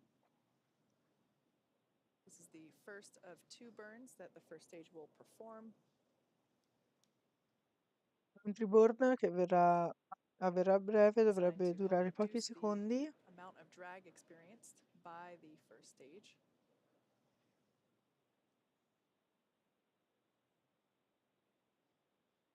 Stage 2 FTS has saved.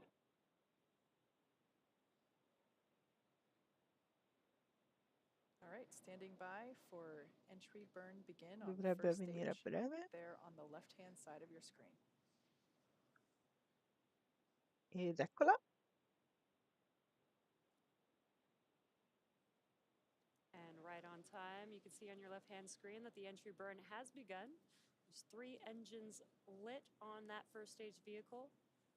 And this is about a 29-second burn and helps slow the vehicle down as it's re-entering the Earth's atmosphere. There you can see that the engines have now shut down on that first stage. That concludes the entry burn. And the cool part about this, with the stage 1 vehicle returning back to Earth, is we get to fully utilize the atmosphere. The atmosphere actually... Stage 2 is in terminal guidance. The atmosphere actually scrubs about 70% of the velocity on the vehicle. So we use that entry burn to help slow the vehicle down. Then we utilize the atmosphere and the drag from the atmosphere to slow the vehicle down. And then we do have 1 single burn for the landing burn. Copy, Shannon. And next up will be SECA 1, and that is second stage engine cutoff 1, and that'll be on the second stage. That MVAC engine on your right-hand screen will shut down and allow the vehicle with Dragon attached to coast. MVAC shutdown. Abbiamo lo spegnimento del motore del secondo stadio. On the first stage should be starting up here E tra momentarily. poco la landing burn. Ecco la landing burn. Landing burn has begun for Dragon SpaceX, nominal orbit insertion. E anche la conferma della corretta orbita.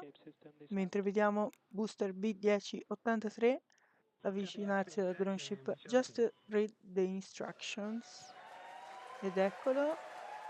E atterraggio confermato al centro della drone ship.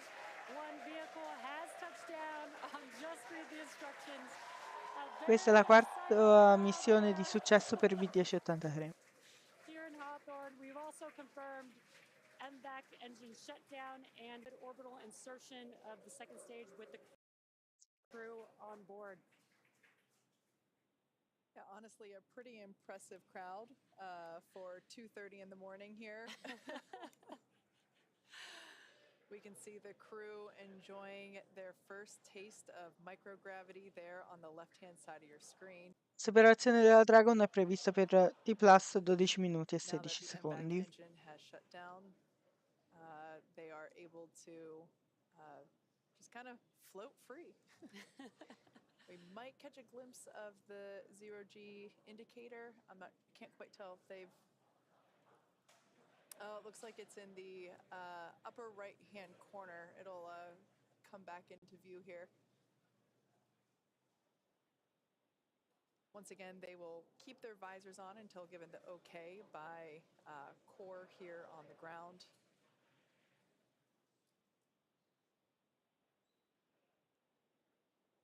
At this point in time, the Dragon and the Dragon trunk remain attached to the second stage.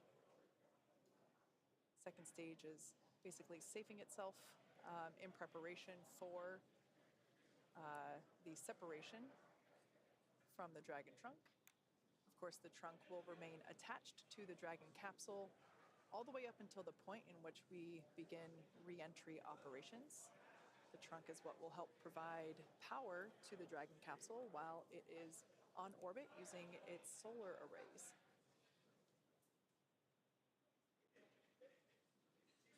Looks like our first clear view of planet Earth there, our first of many for this mission.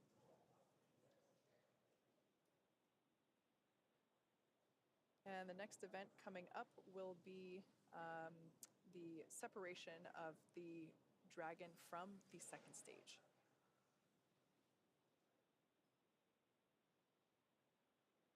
La separazione è imminente, circa 10 secondi.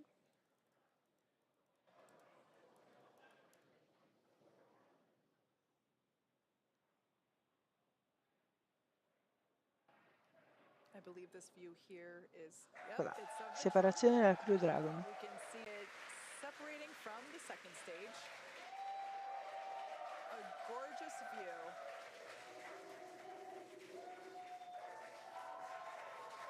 We can see that Polaris Dragon Dawn. separation confirmed. And copy that, SpaceX, you show the team. Ed ecco una bellissima immagine della Terra e della Crew Dragon e del Sole. Polaris Dawn flying free into the sunrise.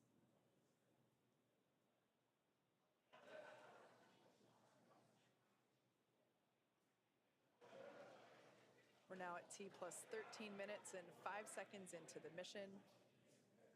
A breve dovrebbe anche iniziare la fase di apertura del nose cone, cioè la parte superiore del veicolo che copre. Dragon, SpaceX.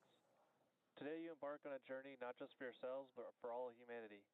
Each of you has trained tirelessly and prepared rigorously for this moment, the moment where we reach higher into space than ever before. As you gaze towards the North Star, remember that your courage lights the path for future explorers. We trust in your skills, your bravery, and your teamwork to carry out the mission that lies ahead. Know that the entire team back here is with you every step, watching, supporting, and cheering you on as you walk into space. We are sending you hugs from the ground. Godspeed, Polaris Dawn crew. May you make history and come home safely.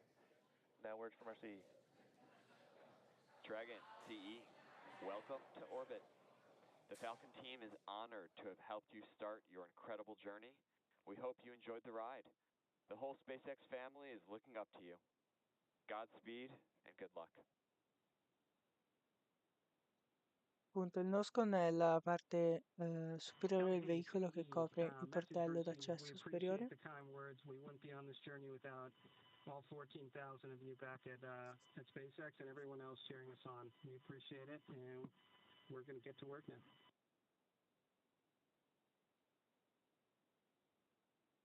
e copre normalmente il sistema di Some really nice attracco, words there ma in from questo caso our il sistema tonight's launch per director, Frank l'uscita Messina, who, fun dalla fact, was also the launch navicella director per on la Inspiration 4, as well as chief engineer spacewalk. for this mission, Jared Metter. Really nice to see some endearing, or hear some endearing words up to the crew. Well, and with that, the Polaris Dawn crew, they're now in orbit. T plus 15 minutes, and they are scheduled to spend up to the next 5 days in space.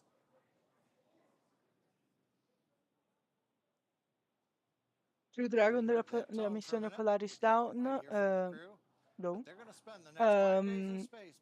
passerà i prossimi circa 5 giorni nello spazio e andrà fino a un'altitudine di 1400 km e verificherà, tenterà di effettuare la prima spacewalk, quindi attività extraveicolare privata, a un'altezza di circa 700 km, in quello che sembrerà, poi bisogna vedere il nuovo scheduling, il terzo giorno di volo.